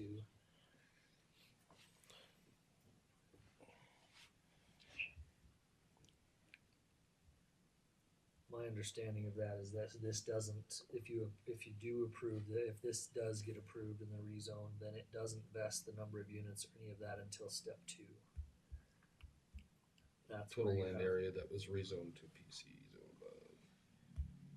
that's where you have the discussion about the primary uses and the number of units and design and development conditions.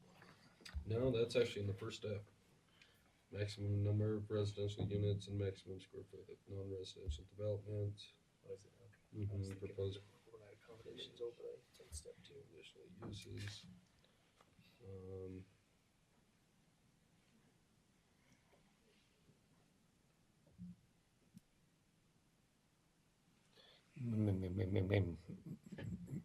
Man, I hate to start rezoning properties without an overlay map. Man, I hate to do that. I don't know how we keep away from it.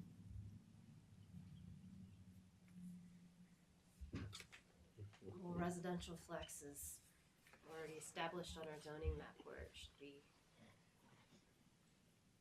And it needs to be closer to the highway according to our existing. Gravel pits.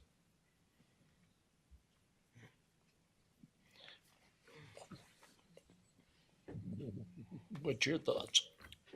I mean, it does say that What do you business and think? similar uses shall be permitted within and in approximately to the large gravel pits located in this area.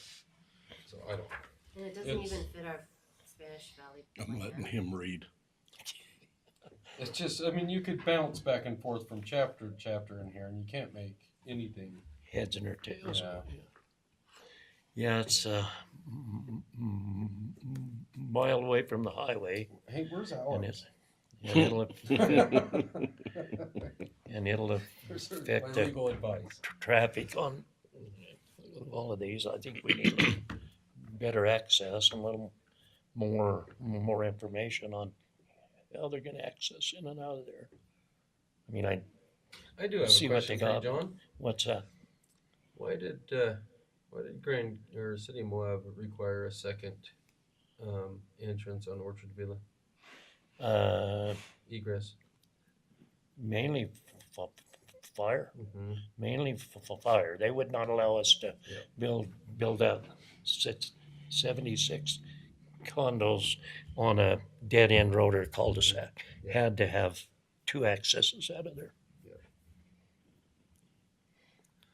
And I had to pave them all and bring them up to specs.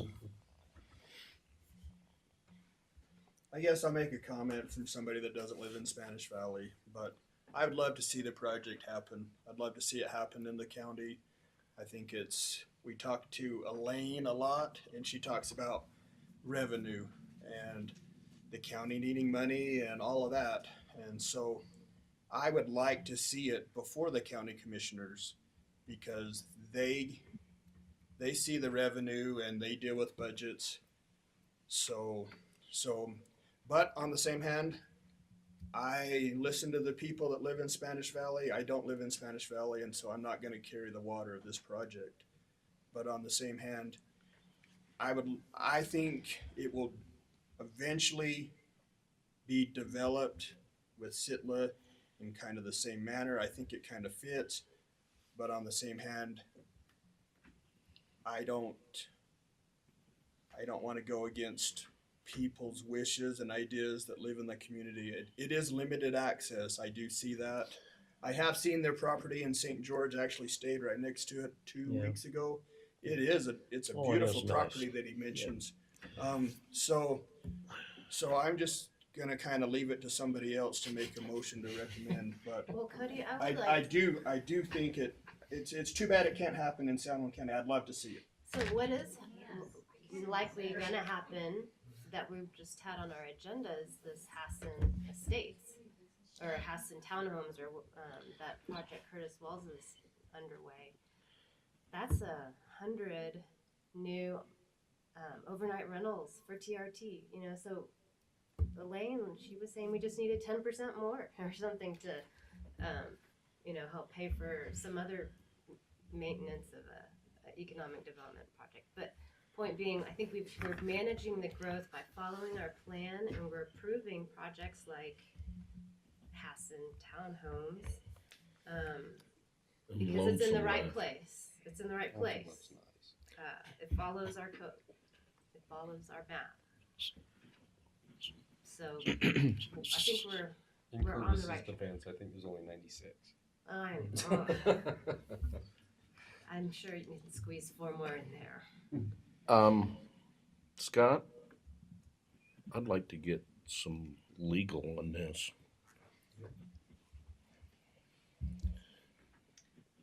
Want me to request the attorney's office? What's your specific question for them? Well,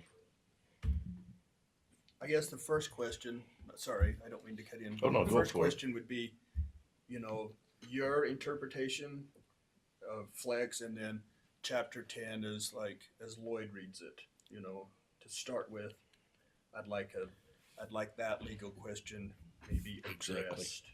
Exactly. Because I see it like you. It's mentioned there, but then like residential, it's not at all. But then you read that, and it's like, well, only here. Mm-hmm. And so I guess that is one legal question. So even with the zone change, this project would probably fail without the nightly rental overlay. I'm guessing. So. Yeah, Unless they just they've wanna said as review much. Yeah. A subdivision just with they could So, do and that's what it comes down to. I mean, before we continue, are you right or am I right? I mean, that's what it comes down to, because I'm sure without the overlay, this project would probably fail. We've both read from the ordinance, so yeah, it's both in the ordinance, both ways. Right. So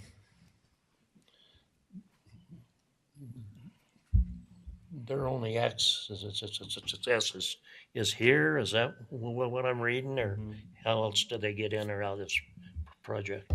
That's it. That comes around here and just that one road.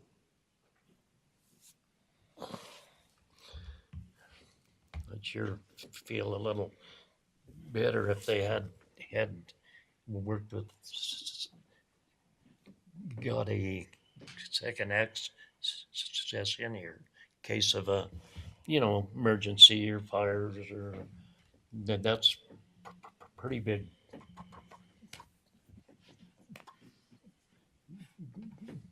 Big picture there that's gonna put a lot of people in there. Yeah, there's been an approved subdivision just south of here on private land as well. That would use this access as well. The Thomas subdivision. There any other access across in here? Not yet. Nowhere. Not yet. Nowhere else. I'll be darned. Well, so. Okay. So at this time, I'm going to call for a motion for a rezone for Balance Rock Resort. Mr. Chairman? Go for it.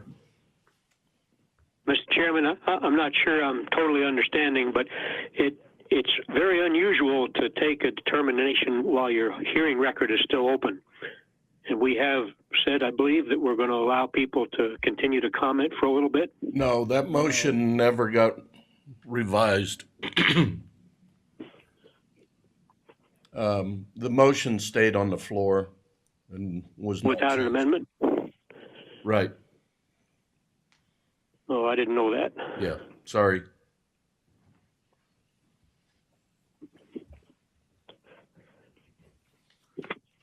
Hey, Scott.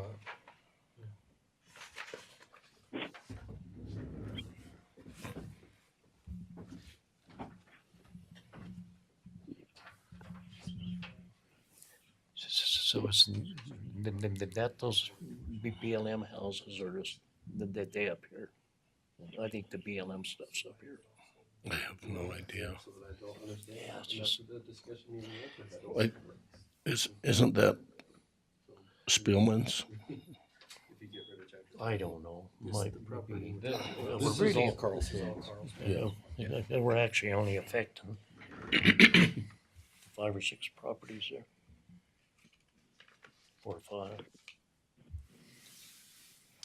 Is there anything, any concerns with drainage? Did they address that adequately? Not at this point. Not at this point. They would address it, but not at this point. This is Read it here. This is for So- commercial districts only. So the process This is for commercial is highway flex districts. to So it's to approve the zone Yeah, change. and it's We're on just track. recommending the county commissioners to approve a zone change. Well, your Then motion could be, they would come back with more engineering and drawing. your motion either is a positive recommendation to the county commissioners, a negative recommendation to the county commissioners, or you table it and you could discuss it at a later meeting. Those are the 3 options. You Okay. either- Advice, and I make a motion to table the item until we have some. Cause you've Legal. asked for legal, Okay. so maybe you want a little more. Yeah. Was that a motion? Yes, that is a motion to table for legal advice on the interpretation of our ordinance. Okay. Cause either way, this will Second. go to the county commissioners with a positive or negative recommendation from you. Well, we used You to have have to it. do one or the other, so Yeah, where's it? but yeah. if you Now, So we Not now, basically, not now, you could the table it. legal, table it the for- legal You could ask for more decision that we're information. looking for is, do we want to change it to residential flex? Will, No, I'm looking for the interpretation of The the ordinance. Does the overlay apply to, can the overlay be applied, or what's the? can it be applied to residential flex? That's the question we have. Yep. Is that the only question you want from legal? I guess just make sure if there's nothing else, if Yeah, there's I anything else just- you want me to ask them. So I have a motion and a second. I just have a quick question. So the overnight overlay isn't really a part of this rezone application at this point, that's a later issue we plan to apply for? No, we're just questioning if our ordinances are kind of muddled, to be honest. We're questioning reading our ordinances if you can get an overnight accommodations overlay in flex or you cannot. According to how Lloyd reads it in chapter 10, you cannot. According to how Scott and staff interprets it, you can. And so that's kind of the PC's question is whose interpretation of our own lousy ordinances is right. And better said, to help define the ordinance of the zone that we're looking to redo. So a better definition. So if we knew that the overlay was applicable to the residential flex, from a legal standard, then we have a better way of deciding if we are to do a zone change. So I think without the information to clarify that, we couldn't make the right decision on the zone change. Okay, so let's bring this to a vote. Got a motion and a second to send this to legal for advice on who's right. All those in favor say aye. Aye. Aye. Any opposed? Motion carries.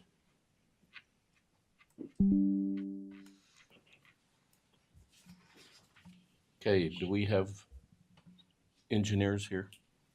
They're online. Okay.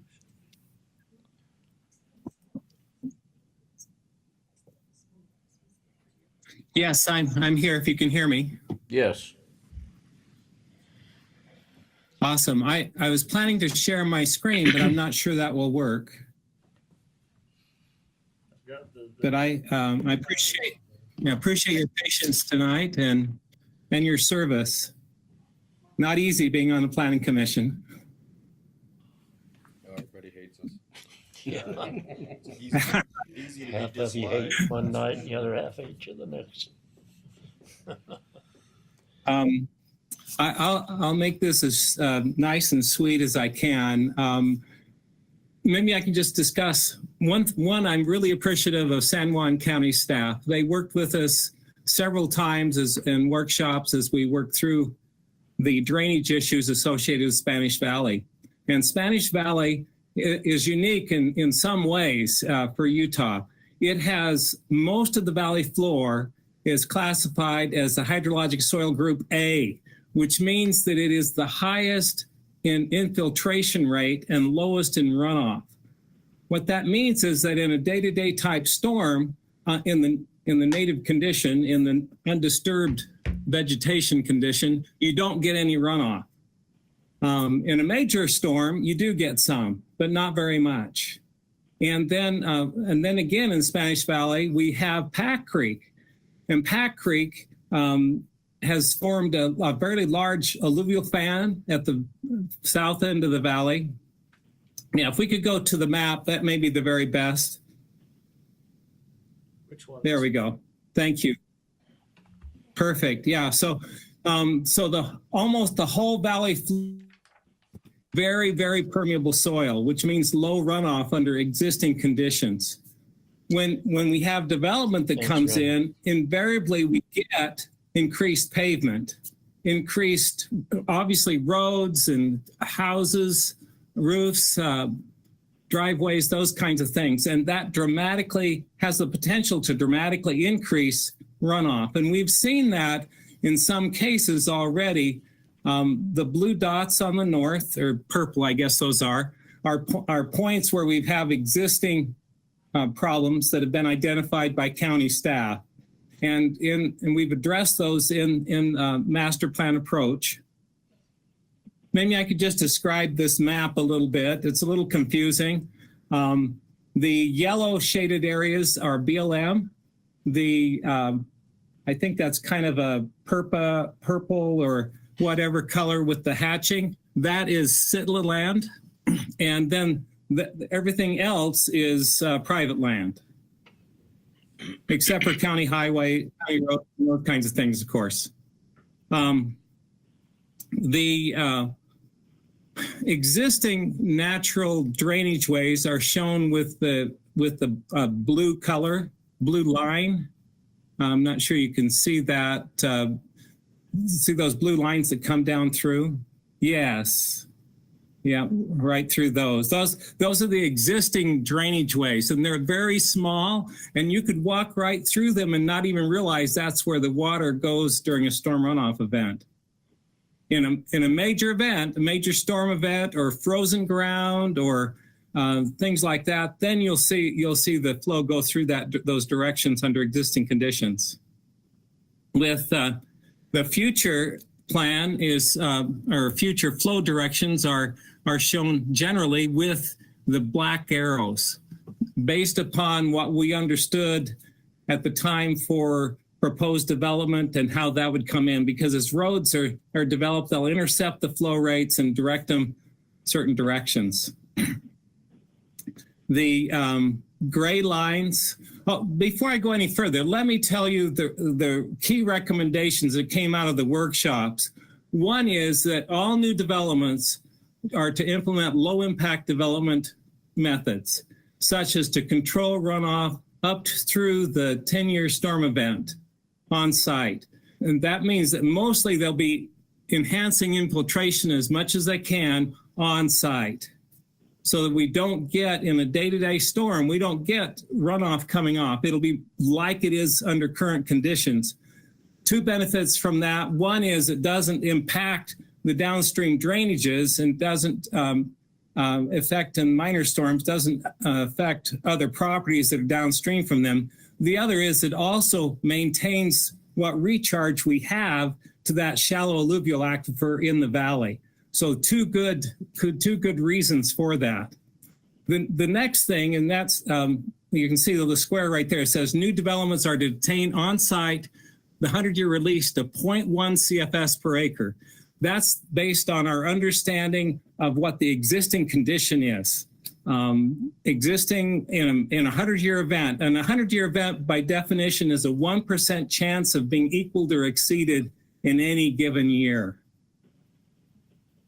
Okay, let's talk about Pack Creek. Well, before we leave that, so this plan shows where regional facilities were conceptually shown to go in, and that's what those darker gray lines are that show with flows on them. I'm not sure. Can you see those at all? Where you're at? Yes, right. Those are they show where outfalls are planned to go to Pack Creek. Future outfalls. Okay, let's pan down a little bit, if you would. I want to talk about Pack Creek. Pack Creek again has a very high sediment load, and currently there are 2 debris basins that are planned to go in upstream, and that'll have a dramatic impact on or help for Pack Creek down through here should they get constructed. In addition to that, the master plan includes a flood control basin. Pack Creek has a 100-year flow rate, design flow rate of about 5,000 CFS. That is a lot of water, and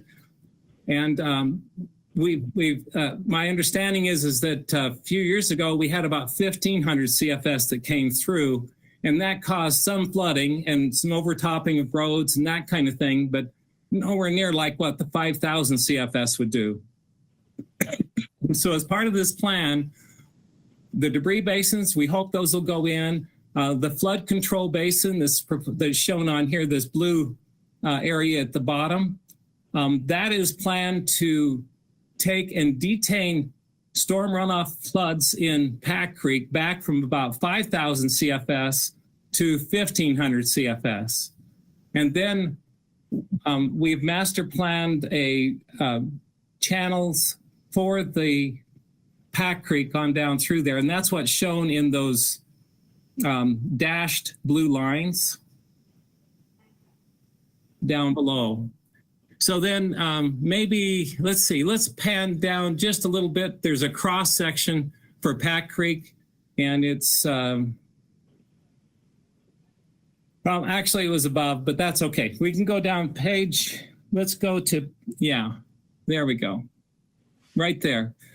So that's a master plan. This is a smaller section of it, but basically the master plan section for Pack Creek includes a low flow armored section, which if you look at the existing channel bed, it has armor in it already.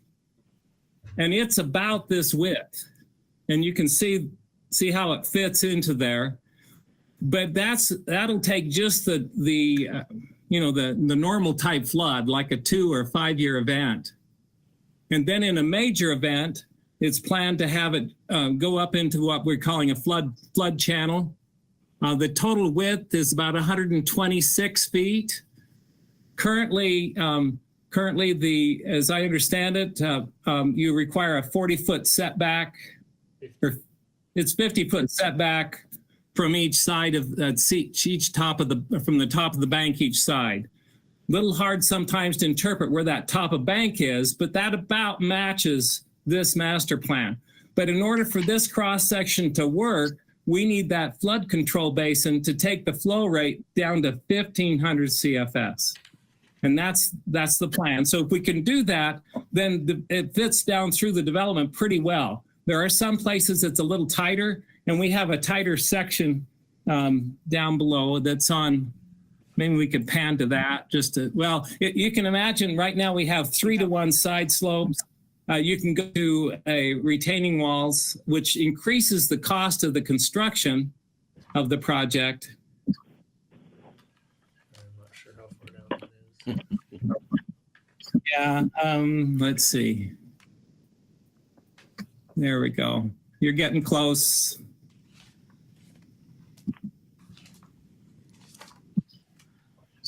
Yes, there we go. So the top one is the one we were looking at on the other one.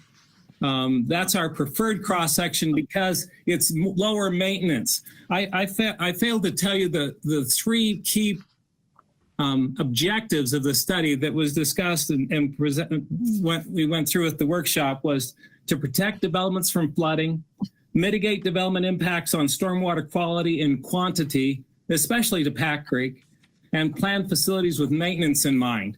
And so this top, the preferred cross section is designed with maintenance in mind. The 3-to-1 side slopes are maintainable.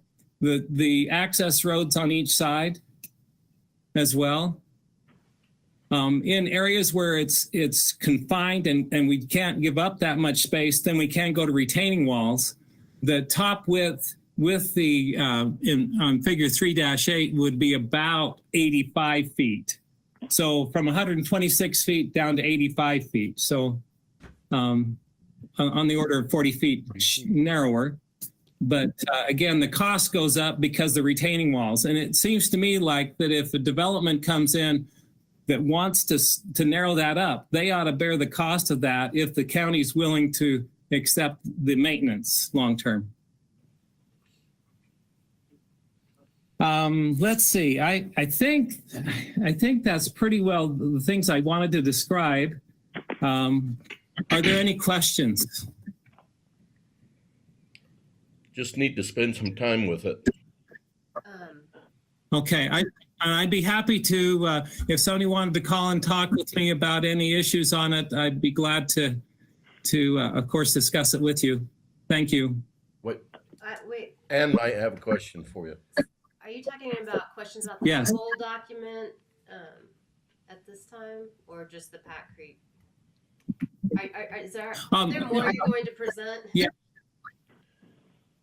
That was all I was going to present. I had some slides and things I was going to show, but basically the key story is that Pack Creek is both a resource to us and is a flood hazard. And we need to take and both of them into account for those. So, Sorry, and I realize. and then again, yeah, thank you.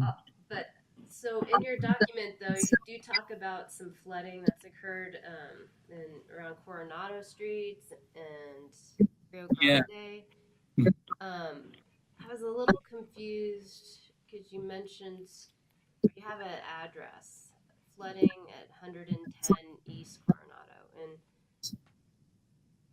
I always thought East Coronado was east of Spanish Valley Drive. It is.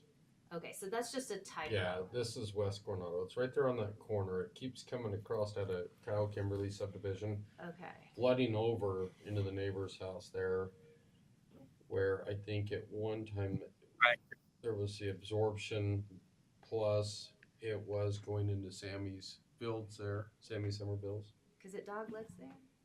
Huh? Is that where it doglegs? Yeah, Over yeah, that's into right. Rio Yeah, Grande? there used to be some old culverts down in there, and I think as progress has happened with 5 different contractors, it's all just been kind of buried up, and then I think the Kyle Kimberly subdivision is what kind of pushed it over the edge.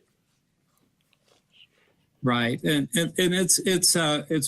it's exactly what we're trying to avoid happening in the future. We have an existing home that was built lower than the road and lower than the ditch that goes along the west side of it. And as a result, and there's no place for the water to go if it can't soak in.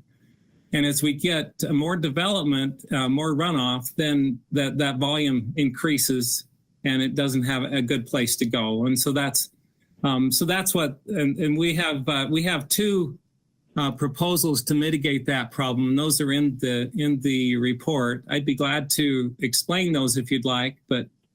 Well, I know that there's also flooding coming off Spanish Valley Drive into other property, namely mine. Ever since they did sewer and water, but now there's a large development going in there at that corner, and so we're gonna have to make a berm. The poor service district gets thrown under the bus for everything. Well, and this last year's high water, we really got hit. We got nailed there at the corner coming off of Coronado and off of Spanish Valley Drive, and so I just trust that your engineering is looking at all of these things. That's what this is for, right? Mm-hmm. So right, and we yeah. So sorry, go ahead. Looking at the one that we were just discussing, the one that's on West Coronado that makes that abrupt 90 and it turns into Rio Grande. Are you looking to make communications with Sammy Somerville and them to run that drainage through? Is that the intent of this? Where I'm seeing your dark gray line coming across Coronado and Rio Grande. Yes. Right. So, the master plan solution, we have an interim solution that we suggested or recommended, and that is to go ahead and install sumps near that area, so as to allow some more of the water to go into the ground. But the long-term solution, as this continues to develop, is to run a new conveyance out to Pack Creek. And that's what the gray line shows, and it shows what we propose as the design flow rates at this point for it, based upon our understanding of how the development would go. Gotcha. So we recommend, yeah. One of the key things that we are recommending is a slight change in how we're treating these 1 acre lot splits. When a 1 acre lot is changed to 4 lots on the same one, we recommend that the 3 new lots provide sumps on their property or something like that to infiltrate the runoff from their property, so that they don't increase that stormwater runoff downstream. Right. Colby, you had a question. Yeah, I was just, I don't know if you can hear me, but I was just curious if this plan takes into consideration flood mitigation efforts the Forest Service is undertaking up the burn scar. I just was, Yes. since I'm Yes. incredible of the burn scar. I was just curious.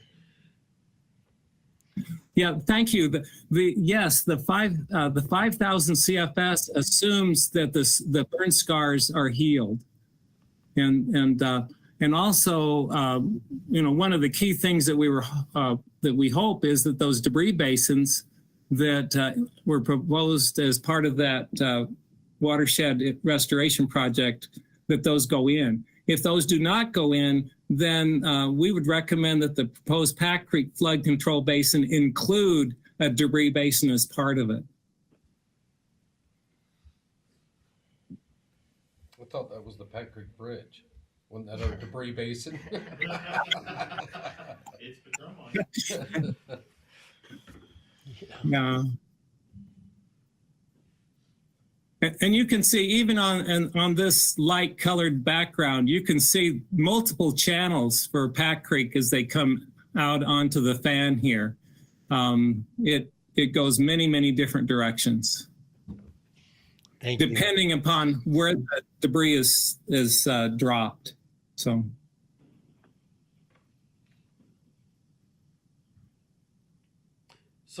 question on that.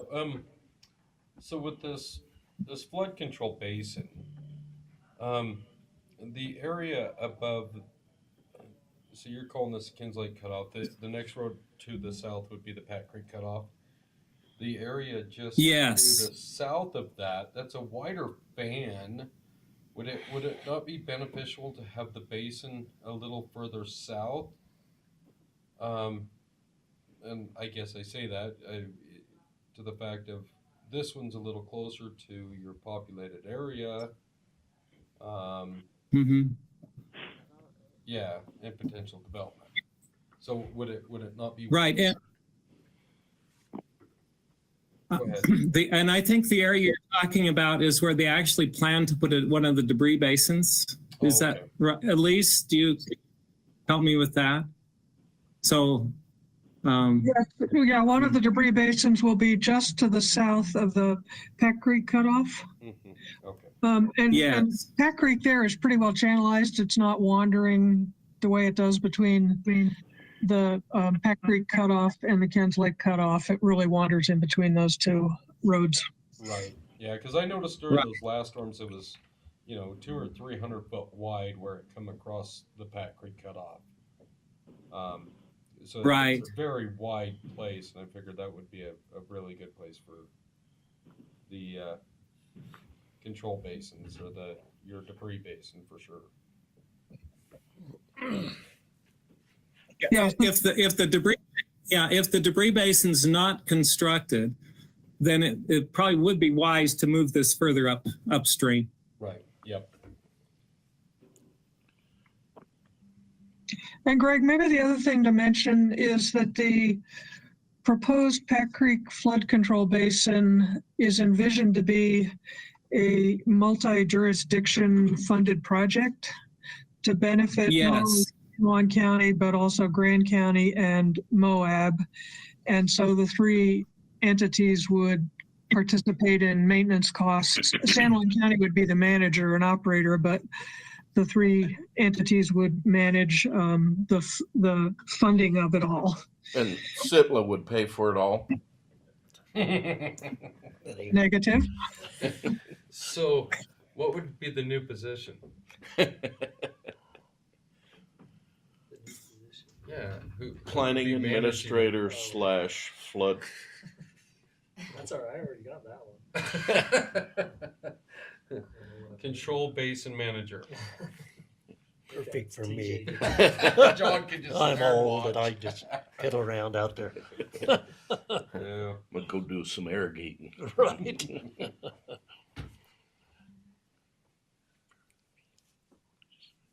Well, let us spend some time with it, and then we'll hit you up with questions. Sounds good. Thank you. Thank you. Thank you very much. Thank you. I like it.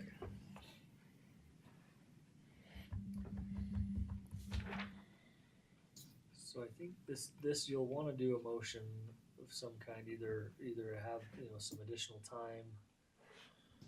You could eventually we would like to, and I guess this needs to be part of your discussion. We would like to have this in our code so that it does give us the ability to require developers to meet these requirements as developments go in. So I guess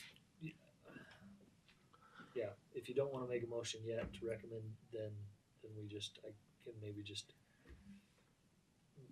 hold off, and then but eventually we will want to either include this into our. Just recommend it to commission to. Yeah, we'll want to recommend that it either be codified into the current so that it immediately starts to take effect, or we plan to have it into our new and put it in, include it as part of our. I think we'd have to have it as part of the current and then add it to the new one before we adopt it. Because If you want to take some time to look at it. Yeah, let's put it on next month. Okay. We can do that.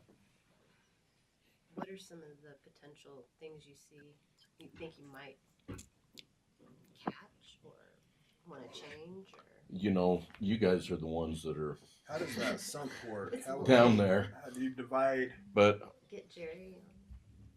It's just detention pools.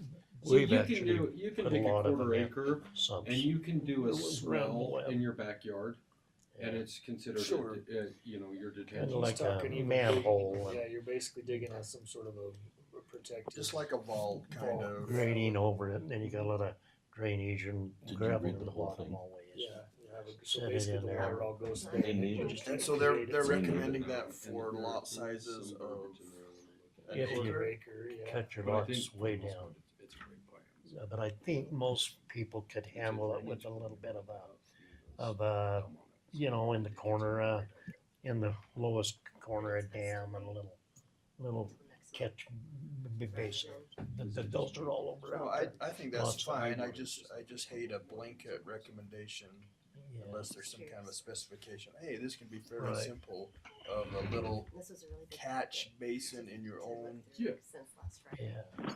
acre lot, or hey, yeah, I mean,